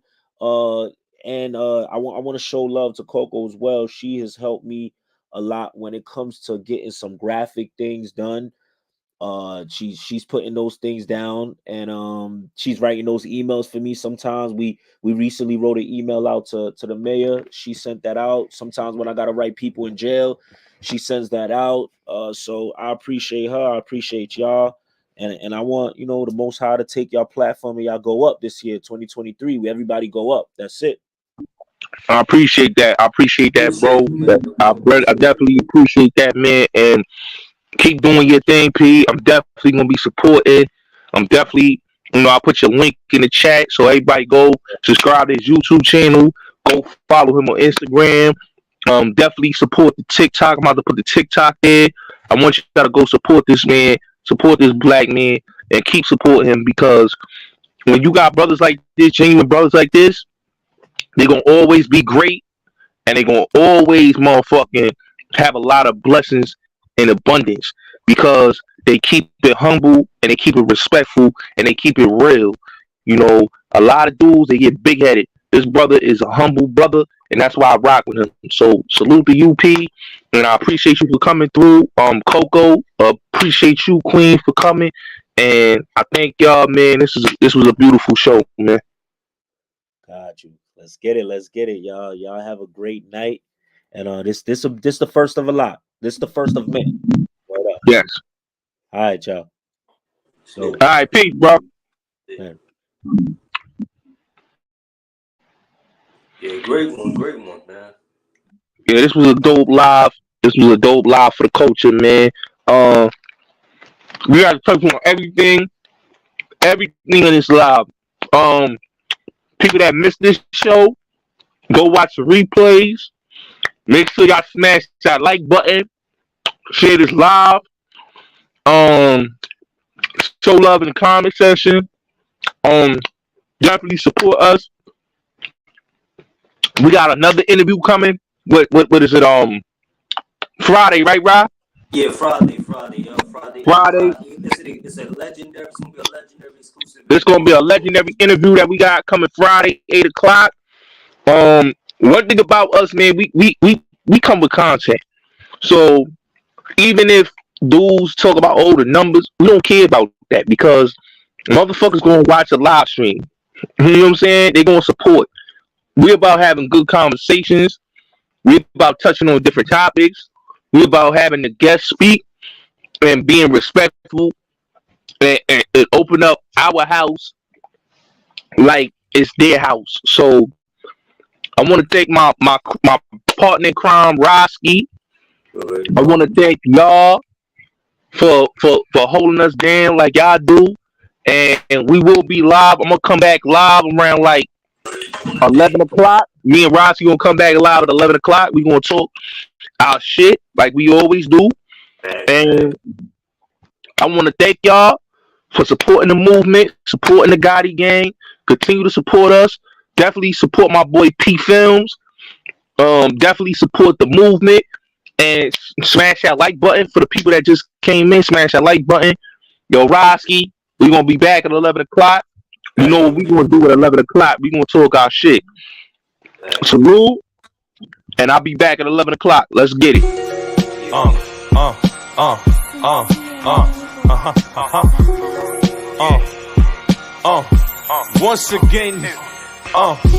Once again, the incredible. Let's get it. Yo. The sex, the drugs, the money, the murder, drug dealer nightmares. You niggas gotta fight tears. The drugs, the money, the murder, drug dealer nightmares. You niggas gotta fight tears. The sex, the drugs, the money, the murder, drug dealer nightmares. You niggas gotta fight tears. The sex, the drugs, the money, the murder, drug dealer nightmares. You niggas gotta fight tears. I'm a tyrant like Gaddafi, throwing lavish parties, spilling champagnes on the dots. My niggas blasting for me. Go to war like Arafat, yeah, this shit get bloody. Play the game like Bojack, see the boy so smooth. See the flow so ill, got a mass appeal. See I come outside with a gram of steel. Niggas don't want beef if they know my chills. And I ain't gotta talk crazy cause my niggas is real. Yeah, the lifestyles of the rich and the shameless. Some die young, yeah, some die stainless. Understand that I could come with the Rangers. See my team, nigga, all of my cadets behind me. Niggas slide through, nigga find who. See the H-class diamonds, my niggas bling too. You don't want no war, you can't spark tools. You don't want no beef, y'all niggas talk dope. And y'all already know the habits. Understand that we really got them ratchets. Let it off, let one shot off. And understand who the top boss, you know me, dog.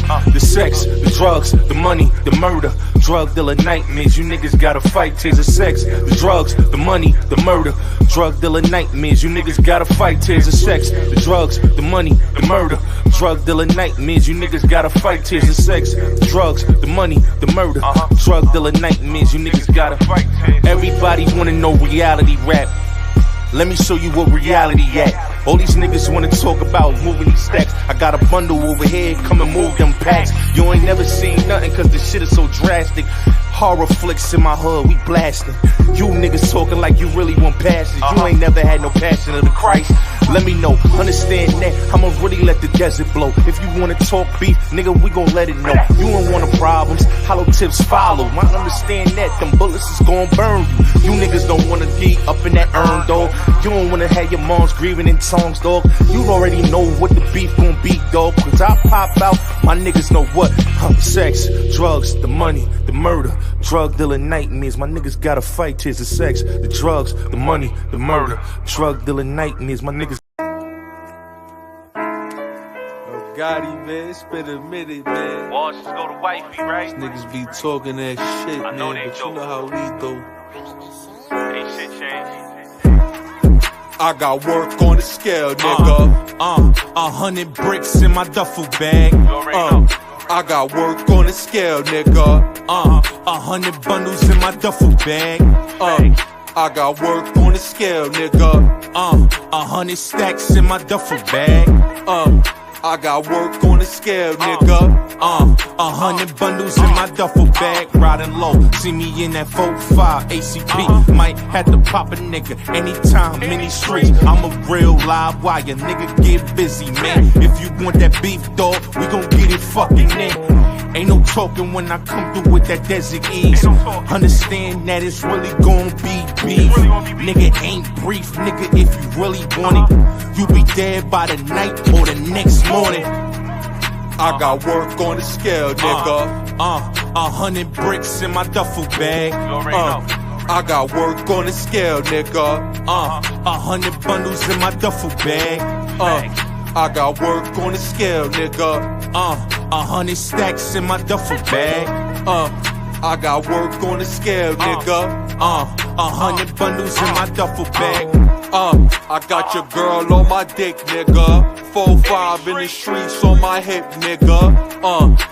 You know we really hate niggas. Got guns on the way, we come and clip niggas. We got guns on our waist and we ready. Understand that my niggas, they really is deadly. Come through with the black, the Porsche Berettis. Niggas see me, I'm speeding like I was in Dreddy. Stack of cream, we throwing this fetty. Had these bitches in the strip club, nigga, we ready. They don't want war, you don't want beef. You be dead, homie, fucking with the team. Mafia. I got work on the scale, nigga. 100 bricks in my duffel bag. I got work on the scale, nigga. 100 bundles in my duffel bag. I got work on the scale, nigga. 100 stacks in my duffel bag. I got work on the scale, nigga. 100 bundles in my duffel bag. 100 bricks in my duffel bag.